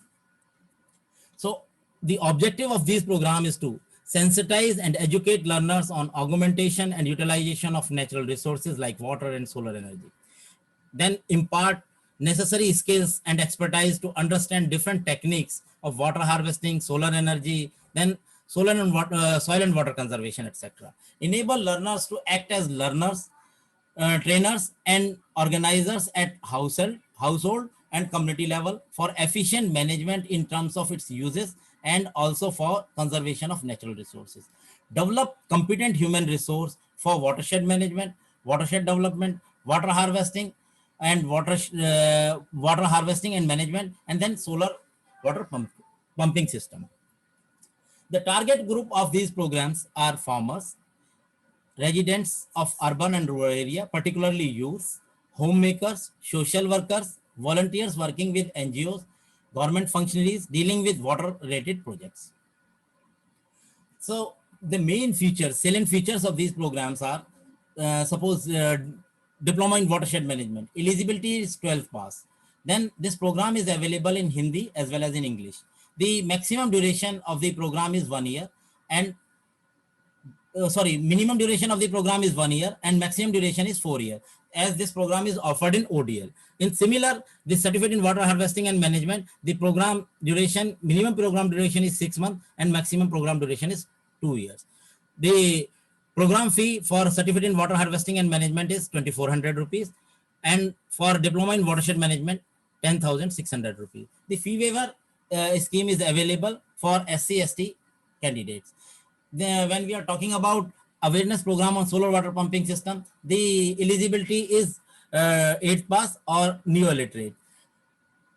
Whereas medium of instruction is available in English, this program is available in English. The duration of the program is 1 month, and this program is available on SWAM, and there is no program fee for this program.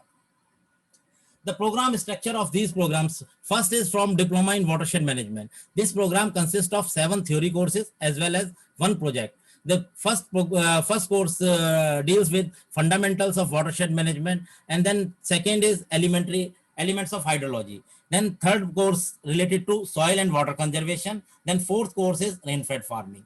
Then livestock and pasture management and horticulture agroforestry systems. Then funding, monitoring, evaluation and capacity building covers in the course 7. Then last course is project formulation. In similar way, the Certificate in Water Harvesting and Management program covers 3 theory courses and 1 practical course. Then the first course is related to Introduction to Water Harvesting, then Basics of Hydrology, that deals with mainly the types of what is water cycle, what is hydrologic cycle, then what how we can calculate and measure the rainfall, what are the different instruments through which we can measure the rainfall. In similar way, the course 3 deals with water harvesting, conservation and utilization. What are the different methods used for water harvesting in rural areas, in urban areas, in hilly areas, and what are the different methods through which we can conserve our harvested water, and how we can store this harvested water, what are the different techniques through which we can store this harvested water, is covered in course 3. Then practical training at water harvesting agencies. In this practical course, very small practicals are there, how to calculate the rooftop runoff from individual household as well as from group housing societies. So similar, the simple and experiments are covered in this program. In similar way, the awareness program consists of 3 modules. First module related to solar energy and its application. Then module 2 covers solar water pump and its component. What are the different components covered under solar water pump is there. Then operation, maintenance and safety means how, what are the different operations which are required for in this solar water pump, and then how we can maintain this solar water pumping system. Then what are the different safety aspects, this cover in module 3. So this is almost covered by all our faculty members. While the student support activities means the self-learning material, which is already sent to the, means which those students enrolled in the different programs of ODL system, the university send the study material by post to the students. Then counseling sessions organized at study centers, then teleconferencing sessions organized through Gyan Darshan, and radio counseling sessions organized at Gyanwani.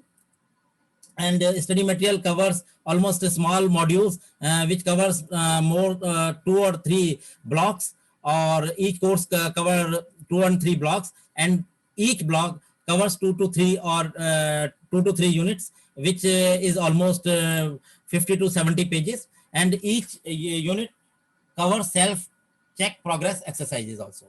In the evaluation system, there are 3 components are there for theory courses. The 2 components are there. One is continuous assessment and another one is term and examination. The weightage of continuous assessment is 30% and weightage for term and examination is 70%. Whereas in practical, there are 2 components. One is guided experiment, another is unguided experiment. For guided experiment, the weightage is 70%, and for unguided experiment, weightage is 30%. The minimum pass marks for certificate in water harvesting and management is 35%, whereas for diploma in watershed management is 50%. So job opportunities, the diploma holders means those who can complete the diploma program successfully can be serve as assistant or supervisors in different organizations like government and non-governmental organizations dealing with watershed projects, urban housing boards, private and real estate builders. They can act as soil conservation in soil conservation department, groundwater boards, as soil conservation and agriculture, horticulture inspectors, agroforestry surveyors, water harvesting technicians, supervisors, and livestock assistants. They can be self entrepreneurs also. For those who can complete the certificate program, can be fully equipped to serve as water harvesting assistants in government and non-government organizations dealing with water harvesting projects, urban housing boards, private and real estate builders, and soil conservation department and groundwater boards. So these programs are available and admission is going on. So they can, if those who want to enroll, they can take admission through IGNOU online admission portal. Thank you, sir. Thank you, Dr. Mukesh Kumar, for a very detailed explanation of the programs. And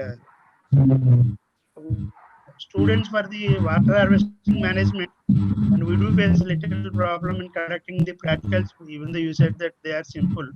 We will be in touch with certainly, sir, certainly. Get those problems sorted out.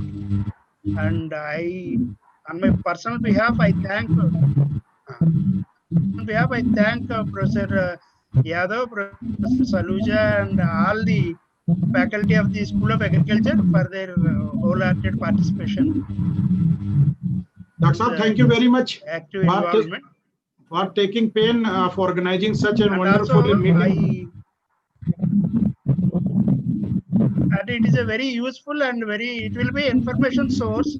It will be available, a recorded version is available on